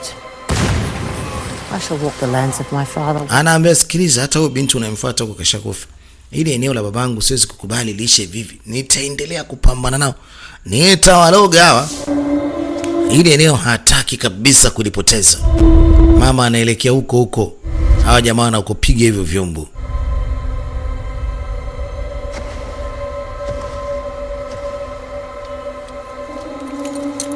Anakatiza mbele.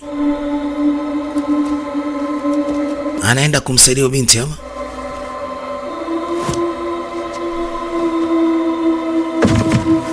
Wameacha kupiga esi. Anaambia mpenzi. Fanya sasa unachokiweza. Toka na uende. Unielewi? Lete mkono.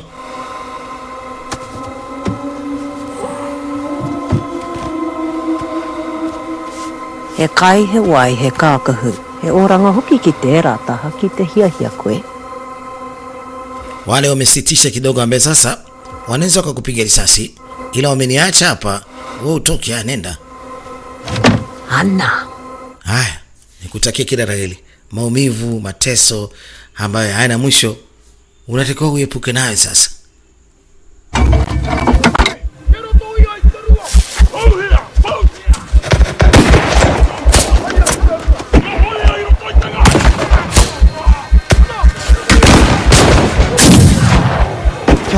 Vita bado ni kubwa isi. Kamleta huku. Kamleta karibu na kwa rafiki yake. Bado mambo ni moto. Mzee wa dini naye yuko hapa na kitabu chake. Anatafuta sehemu nzuri ya zungumze. Mchungaji, hivi umenionea binti yangu? Umemwona hawa? Jamani, hivi kweli bado ni mzima? Samahani mama, sijui chochote. Kwani amekufa? Tulia mama. Hebu ngoja kwanza nimsalie ndugu yako. Hebu msalie. Ina maana umekufa. Huyu bwana sasa kwa jina la Yesu, maombi ndio anayapiga hapo wa jamaa washindwe, sababu tayari wameingia katika ile kambi. Naona wameingia kwenye fortress.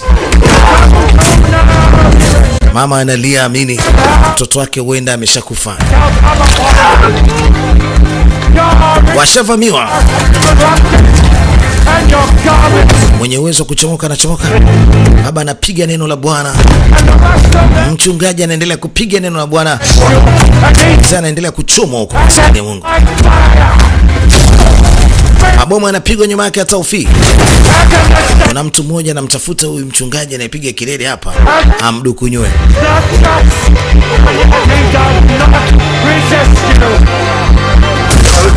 Kashapewa. Haya, kashatulizwa. Hawa jamaa walisema watakuja kuchukua hapa. Mama naye anauawa kikatili sana. Shapoteza familia, naye mwenyewe anauawa. Hawabakizi mtu. Waliomba familia hizi ziondolewe. Watoto wasiokuwa na hatia watoke.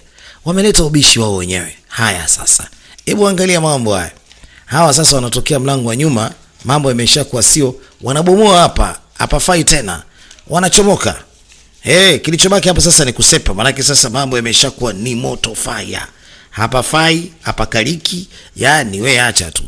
Haya, hebu tuone inakuaje. Wametokea mlango wa nyuma wanajilinda ili waondoke wote na watoto wameweka katikati hapo. Tusonge mbele. Tunaenda mbele.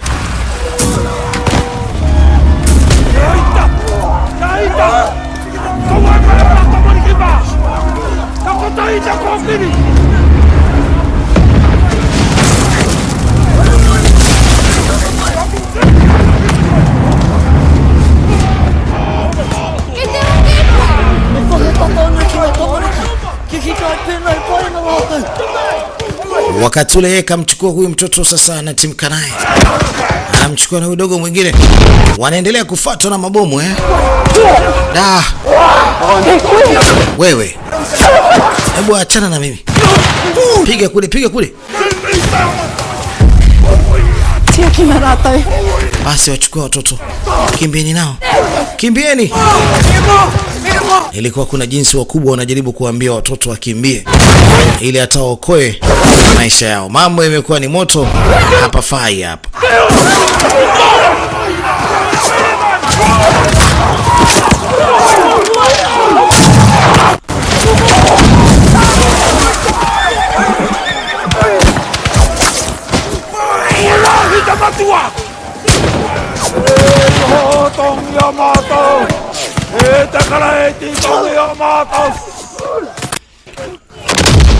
Bwana, mambo yamezidi kuwa sio.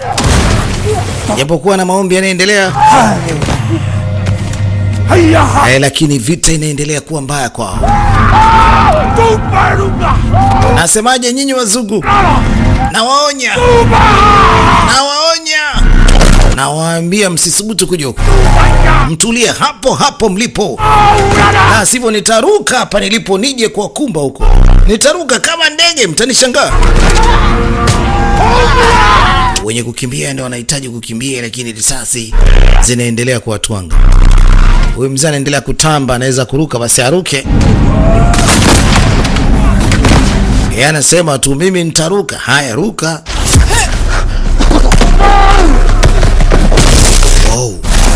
Vita imezidi kuwa mbaya. Huyu bwana kakabidhiwa watoto.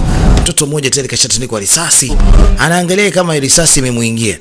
Risasi haijamuingia, ila huyu dogo imemuingia. Dogo fulani alikuwa ni dogo janja kulikwali. Alikuwa dogo mchangamfu haswa. Sasa anafanyaje? Njia gani sahihi ya kukimbia?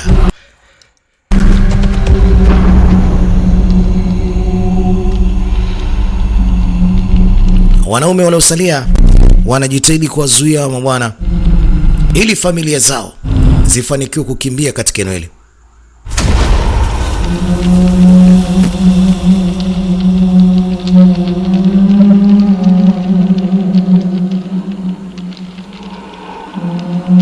Wale wa kujitetea wanajitetea. Wale wa bahati mbaya wanakutana na kifo.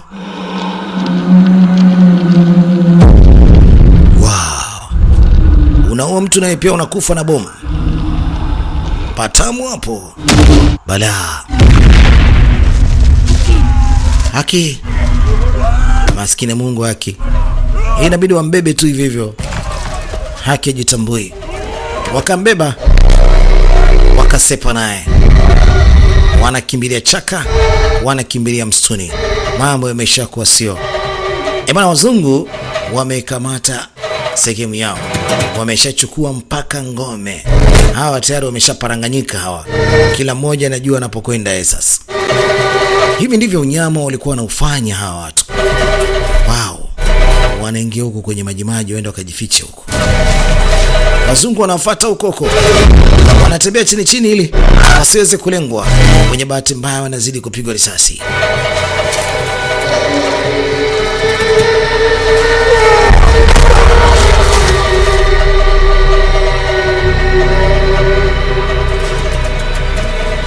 Wanaenda kuwatafuta huko. Akikukuta umejificha, wanakumaliza.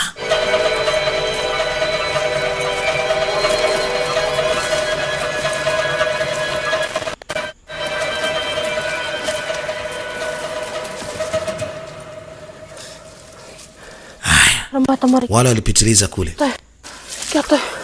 Haya, tufanye mdogo mdogo tutoke. Naambia stay close together. Yaani wakae pamoja karibu karibu.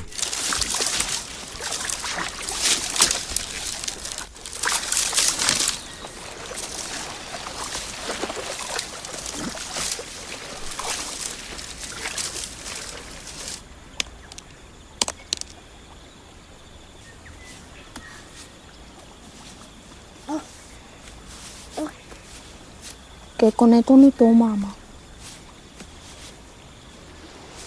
Ke te hare koe ki te kimiaya. Utaenda kumtafuta kwani? Karuke koe. Ama unaendelea kudanganya? Nataka kujua mama yake yuko na hali gani. Kai noho ka whakarerea mātou I kone. Uwezi ukatuacha sisi kupitia macho.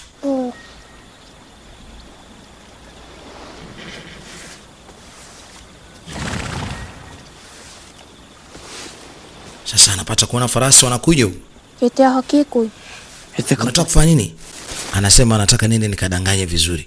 Ule mzee kama unakumbuka alimwambia lying better. Kadanganye vizuri. Kajitokeza. Maana anajua atakuja kutafutwa wote hao. Akasalimia kizungu. Is that you, Jackie boy? Wewe ni Jackie? Yes sir, present sir. Anasema ndio mimi mheshimiwa. Crikey, son. Huyu dadake. Huyu ni mtoto wa bosi. Ilikuwa tunakutafuta pia. Captured by the Maori Rip. Anasema ni hivyo, tulitekwa, nikauawa, nikakamatwa na akauawa. Nilitekwa nikateswa. Na hatimaye ndio niko hapa mheshimiwa. Nimetoroka. Basi njoo tukupeleke kwa babako bwana.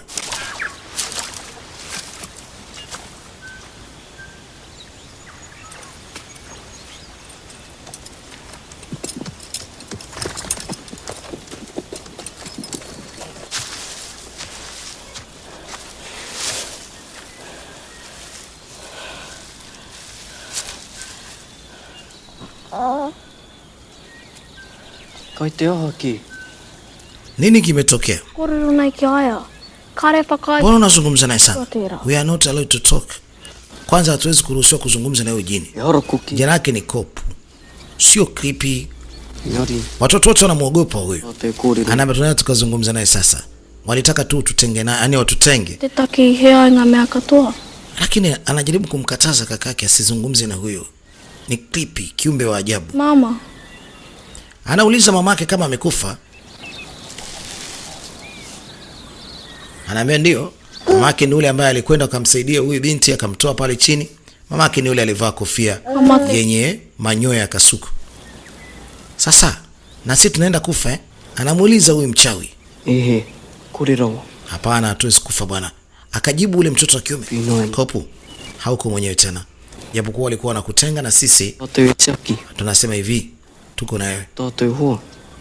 Wewe ni rafiki yetu. Wewe ni familia yetu kuanzia sasa. Sir. Sergeant. Real eye opener, sir. Our #1 ammunition loader. Back from the dead. Wanajaribu kumweleza kiongozi kwamba wamerudi kutoka huko walipotoka kupambana vita. Wamemuona huyu mtoto bwana. What happened? Ndio wamemleta. Huh? Where have you been? I was captured while we were encamped. Nilikuwa nimeshikwa na wale watu wa msituni. Wakaniteka, wakanigeuza. Mimi ni mtu na wao. You were shot. Good boy. The old Henry Morgan spirit in you. Sir? Yes. Alimwambia usihofu. Sasa uko hapa, uko nyumbani. And your sister. Sasa sikiza. Wewe pamoja na mdogo wako nilijua wote nimeshawapoteza pamoja na mama. Mimi nashukuru tu ya kwamba uko salama umerudi hapa. Jambo zuri. Jamani baba.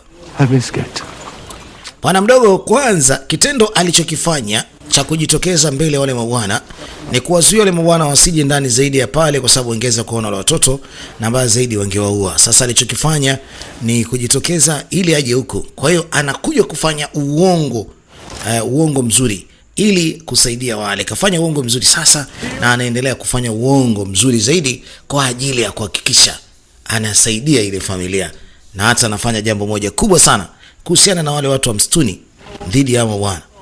Wamejificha sehemu nzuri na inaonekana wale wazungu bado wanaendelea kuwatafuta. Wana imani watakuwa bado hapo katika maeneo ya swamp. Ni kweli ni Mungu tu ameshindwa kuwaonyesha mpaka sasa wako hapa. Wamejificha.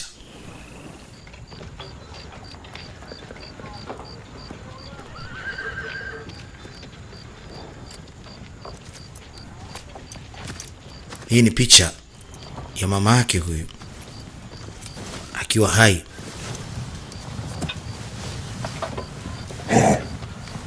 There he is. Naona unamwangalia mama. My boy. kijana wangu. How I escaped the cannibals. Yaani jinsi ambavyo mwakimbia au cannibals. Cannibals ni watu wanaokula nyama za watu. Anashukuru sana. Kwanza kumpata akiwa mzima, alishajua ameshamkosha huyu mtoto. You sure you don't want to go out on the hunt with the men? See if you can find some of them Maoris that mistreated you. I understand. So umenielewa? You know, unajua, there was a time when I thought you might have deserted your post. Run out on me. Unajua pindi alipoweza kuondoka na mamake kuelekea huko kwa bibi, baada ya kusikia pia wamevamiwa na watu wa ajabu, watu wa msituni, hiki tulimuuma sana. Anakumbuka mzee na anamkumbusha mtoto wake kile ambacho kilijiri hapo nyuma. Dogo anaendelea kuangalia picha ya mama. But he strikes. Alimwambia sasa hata kama mama kashaondoka, sasa wewe umerudi. Mdogo wako pia ameuawa na watu wa msituni. Hakuna budi sasa ni kuwafyeka. Hakuna kumwacha hata mmoja. Anasema miaka mingi baba huko msituni, unaendelea kupambana vita siku zote. Ni kwa nini usiwaache tu hawa jamaa wakaishi? Naambia hapana. Wamekataa kutuachia maeneo yao. Sasa mama yako amekufa, mdogo wako amekufa, kutokana na wao lazima wauawe. You were the one making them stay. Lakini wewe ndio ambaye umesababisha yote haya, kuwapeleka vitani na kusababisha matatizo huko msituni. Kudadake kamchapa. Wewe unasemaje wewe? How long have I endured your son? Yaani nilijua kabisa kwamba ni mtoto wangu, kumbe mtoto ni mjinga Behind us. Sio ni kutafune. And you can rid yourself of your mother's stories. Of a gentle grandmother in a far away. Anatakiwa kuone mwanaume aache kusema mambo ya mamake. Anatakiwa kupambana sasa hivi, ajue kwamba watu waliomuua mamake wako huko msituni. Niache kwanza nilale, lakini unakuja kusema ujinga hapa, nimekuchukia.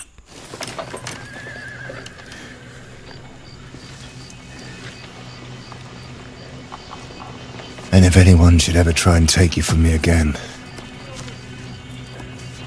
I will hunt them down to the ends of this earth. Na ole wao tena wajaribu kumteka mtoto wake kwa maana nyingine, nitawawinda. Nitawawinda mpaka wote niwamalize. Hakuna atakayesalia. Lakini dogo anaiba kisu kikubwa hapa kwa babake. Anakumbuka jinsi ambavyo mama alijaribu kumwambia mtoto wake amwangalie mdogo wake. Anajua juu yote ni kwamba baba sababu. Anataka kumuua. Akaona ni bora amfunike tu kote, amwache kama alivyo, amkimbie. Anatoka nje.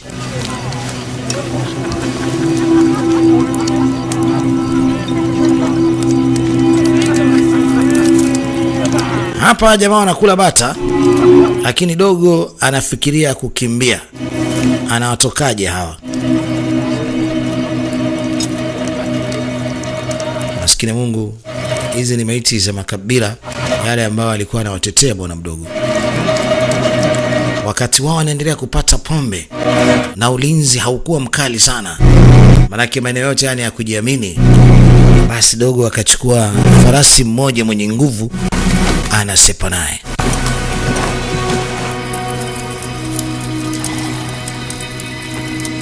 Alipokuja katika maeneo ambako kawaacha wale, hii sehemu yote imetiwa moto. La haula wala quwata. Ataona kweli.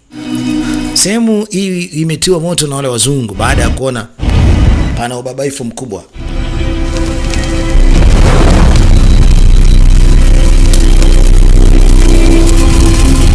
Alikumbuka baadhi ya vitu ambavyo babake alimlazimisha kuvifanya. Aliwaua watu wengi sana. Sehemu hii hapa.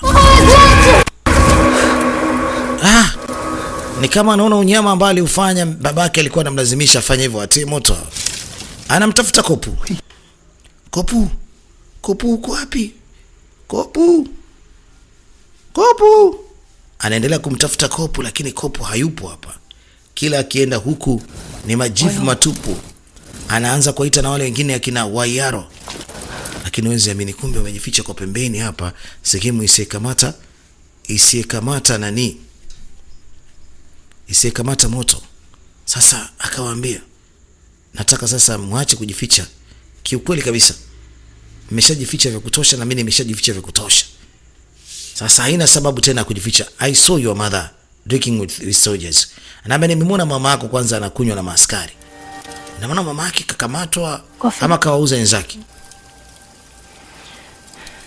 Kumbe mama yule mshenzi. Tulijua amekufa, kumbe mama yake ni mzima. Na anamwambia nimemuona mama yako anakunywa na maaskari.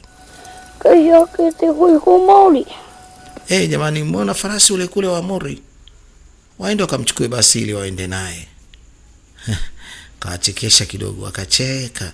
Dogo yule ni janja kweli.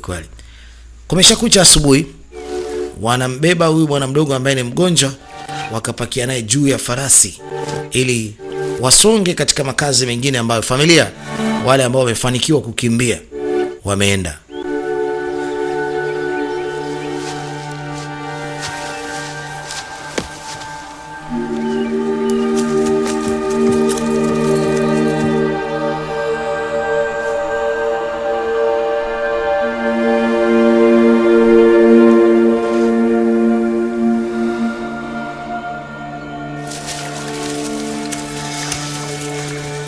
Huyo tiene kotoku far. Huyu ni mamako.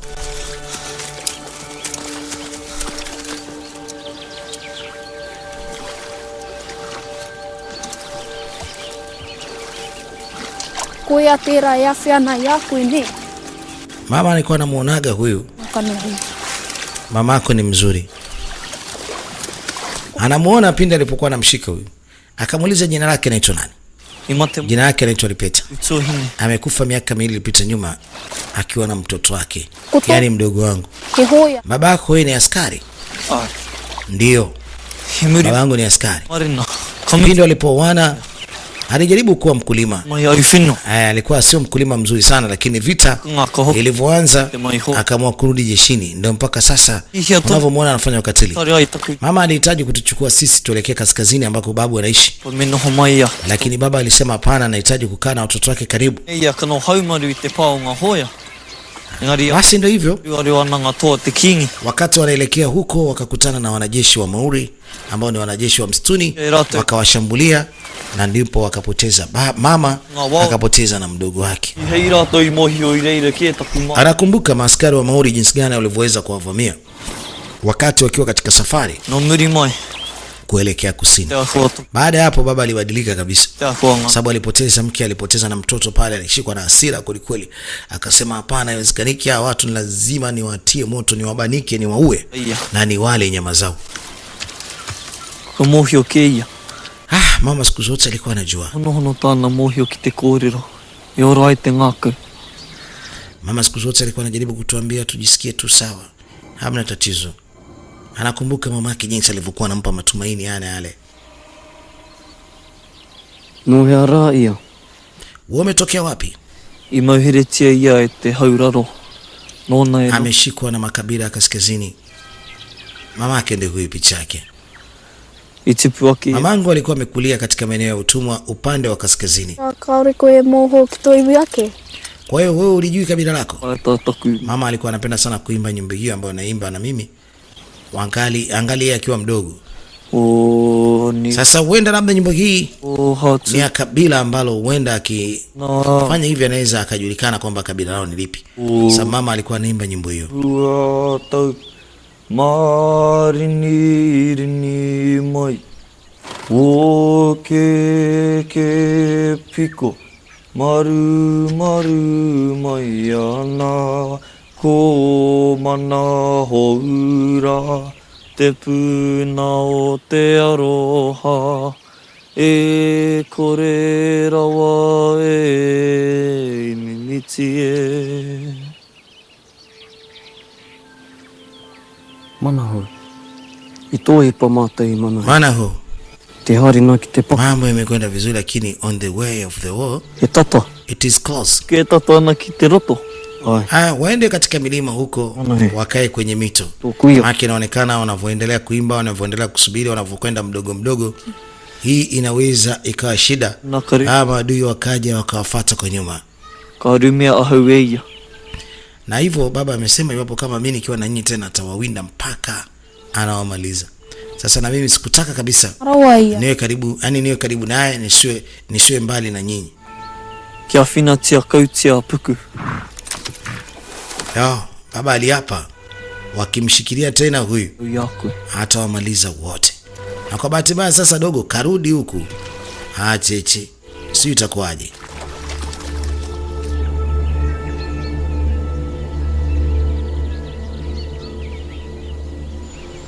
Ara.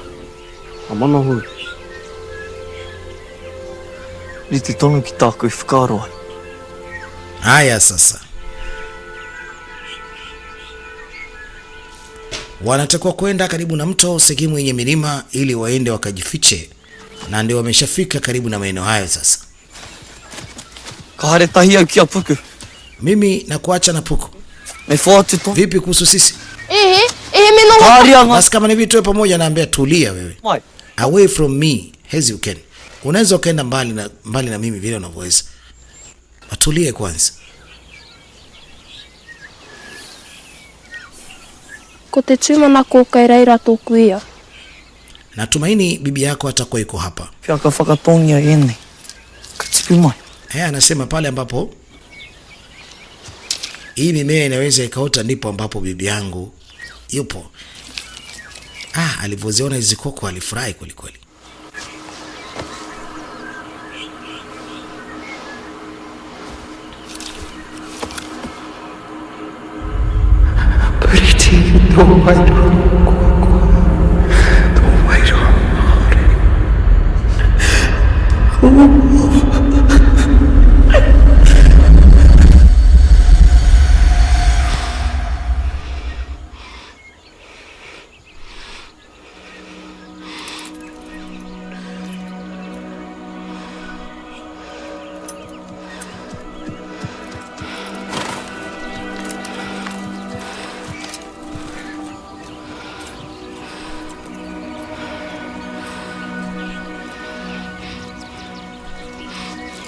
Kopi. Yani sio mchezo. Hate mati. Binti anajisikia vibaya kweli kweli. Noho kaita kikone. Me huna kauta. Hanei te mati. Aua hoki.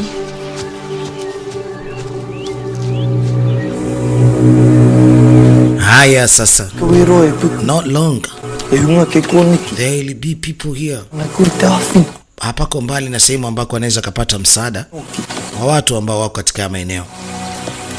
Anahitaji kupata msaada kwa sababu hawezi kujificha pale muda wote. Lakini kama unavyokumbuka, haya maeneo pana makabila ambayo pia yaendani na kabila lao. Anapoenda mbele kwa ajili ya kwenda kutafuta msaada kwa ajili ya huyu bwana mdogo, anazidi kuendelea kuona mauaji ya kutisha. Mzungu kashapita huku. Na anaona kama unyama ambaye alikuwa anaufanya babake alivyokuwa anamlazimisha afanye.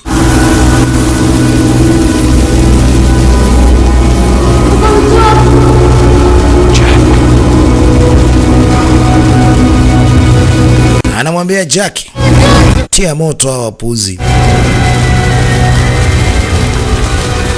Chia pale risasi. Haya ni baadhi tu ya mambo ambayo aliyafanya mbele ya babake na baba alikuwa anataka afanye. Wow. Anayakumbuka yote hayo bwana mdogo.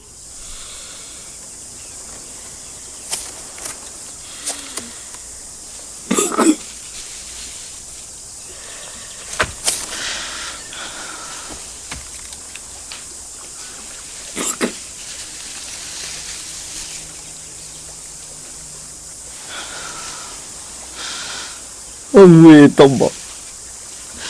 Mutakuhi. Mutakuhi. Kia roha mai.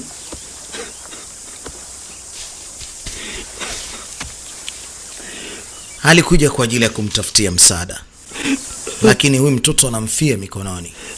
Kwa sababu msaada umekosekana. Alisema yote ni makosa yangu. Nikajua huku nakuja napata msaada, lakini msaada huku hamna.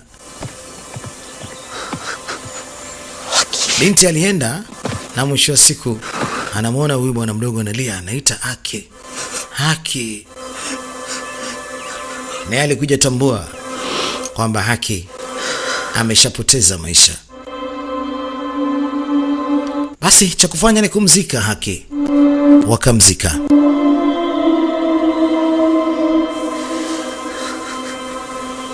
Mimi nilijua tayari wanamzika, kumbe bado bwana. Ala. Kila kiguswa hataki. Niache huko. 生きてよいとママ Nimemuona mama yako やびやこい na nikakuona na wewe pia. やられてた Nimesikia alichokiongea. やられて Alisema mimi sio mtu mzuri. Mimi sio mtu mzuri. Niache. Si kosa lako. Maskini ya Mungu, binti anapigwa risasi. Stop! Acha! Acha! Come! Acha. I'm sorry, Papa. Samahani baba. 見張れたわ Tunahitajika tuondoke. Tangata. Naku imatite tomaichi. Anasema anataka nimsaidie huyu mtoto. 来て来て Kumbuka baba amesema もう来 yoyote atakayeweza kumuona huyu mtoto とや wake amechukuliwa na watu 東京は atawatia moto. でも Anaambia anakupenda, wewe ni rafiki yangu. Tufanye mpango wa kuondoka hapa. このまたこの頭りき Na huyu mtoto pia anakuhitaji. てね You can start a new life. Unaweza kuja kuanzisha maisha mapya huku. Majeshi anakuja. けてれてれもいこたたもいな Hatuko na muda tena. Maaskari wako karibu. Wewe. Naambia wewe mwache babu. Babu mwache. Subiri kwanza.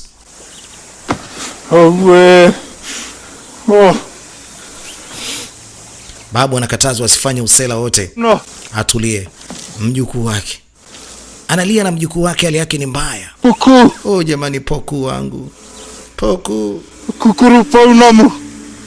Jamani, Poku wangu, Poku. Poku kohua. We mchawi wewe. Ukete. Siku zote makosa ni kwako. Maharawa nga pue pako kikite kainga. Si ulisema wewe Ya rai. bunduki yako inaweza kufanya kila kitu. Sasa mbona umeshindwa kumsaidia mjukuu? Popu. Koma uri atsu nga tsu papu kuoena kite kainga. Kete haere mai tota toi ho. Maadui hapo kwa upande wa kule wanakuja.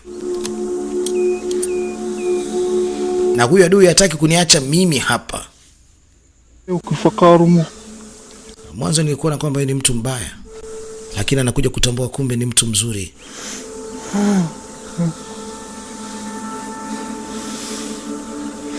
Tayana kite hoya. No. Kuna askari mmoja tu? Kufat. Hapana. Nadhani wanakuja ni wengi.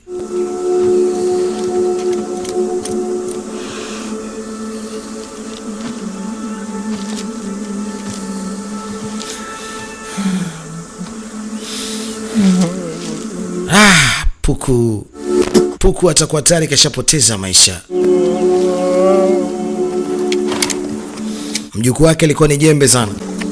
Baba anakuja na amesema kama mtoto wake atatekwa tena atawawinda mpaka amalize yote. Anasema achana nao. Ondoka na mimi. Putona ingo. Huyu jina lake anaitwa Kopu. Rere yaya. Siwezi kumwacha. Huyu tera kutokuwa. Huyu ni rafiki wa kweli. Kweli? Rafiki yako? One last chance. Yes. Huyu ni rafiki yangu. Why my grandmother? Kiyo kwe kite aro toku mama. Kuna diki zako, wewe ni mtoto wangu wa pekee, utakiwi kabisa kubaki na wapuzi. Utaondoka na mimi mwana mdogo. La sivyo utawaponza hao marafiki zako. Huyu jamaa anatengeneza hasira huko. Hao wana morali kama wa Masai. Don't defy me, Jack. Wewe Jackie, usinifanye nikusababishie matatizo. Nisije nikakupiga. Alikuwa anataka kukiwasha. Lakini jamaa amekopesha, anasema nyie nendeni sasa. Chukueni watoto. Nendeni, acha mimi niseme na huyu mpuzi hapa. Patamu hapo. Wow.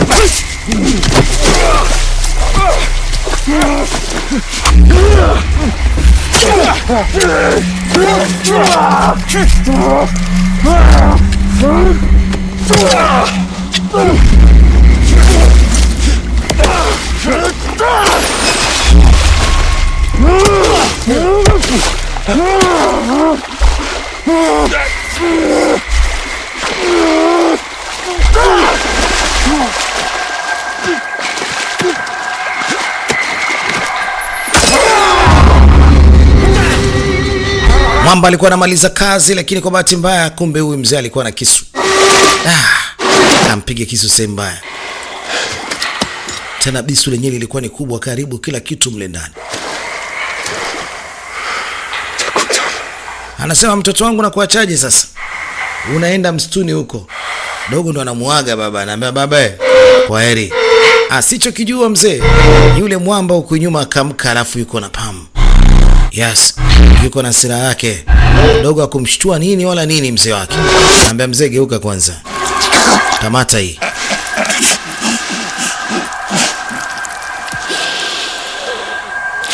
Yes, kama tunakufa wote hapa. La.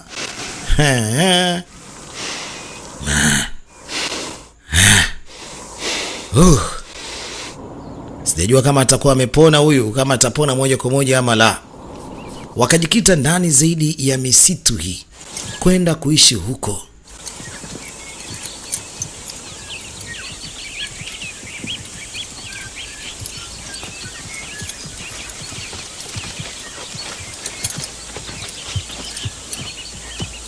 Tērā pea, no te urewera kētō kuia. Tana waiata. Anamwambia labda babu yake yuko mahali fulani, kwa sababu nyimbo aliyoimba inatokea huko. Inamaanisha mawe. Amemfahamisha sehemu ambako labda babu yake anapatikana kutokana na nyimbo ambayo alikuwa anaimba huyu.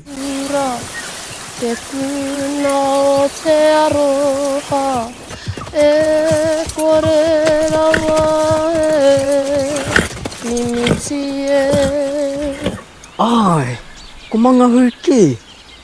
Ihara kumanahui.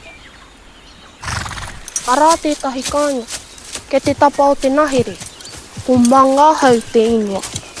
Anafahamu huko kuna milima inaitwa Mangahu. Labda ndipo ambapo familia asili yake imetoka. Your stony teeth grinding.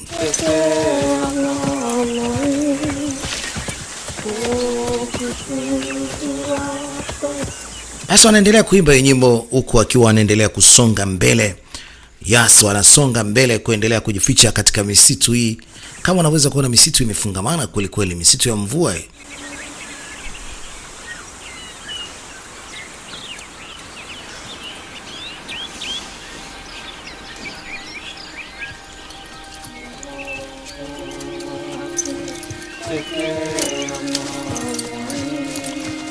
Wako watatu tu wanazidi kusonga mbele. Puku ameachwa pale, atakuwa tayari kisha kufa, na ule mzee sijajua kama atanyanyuka ama la. Anawazuia, subirini kwanza, kuna kitu mbele kaona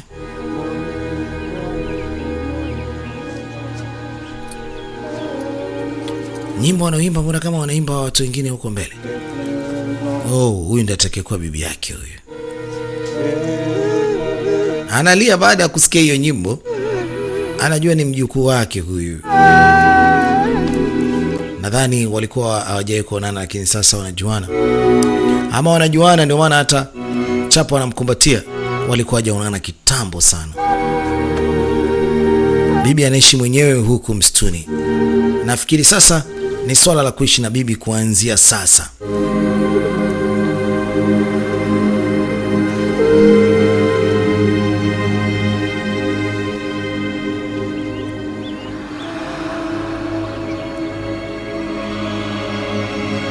Hapa ndio bibi yupo katikati ya msitu wenye milima kama unavyoweza ona.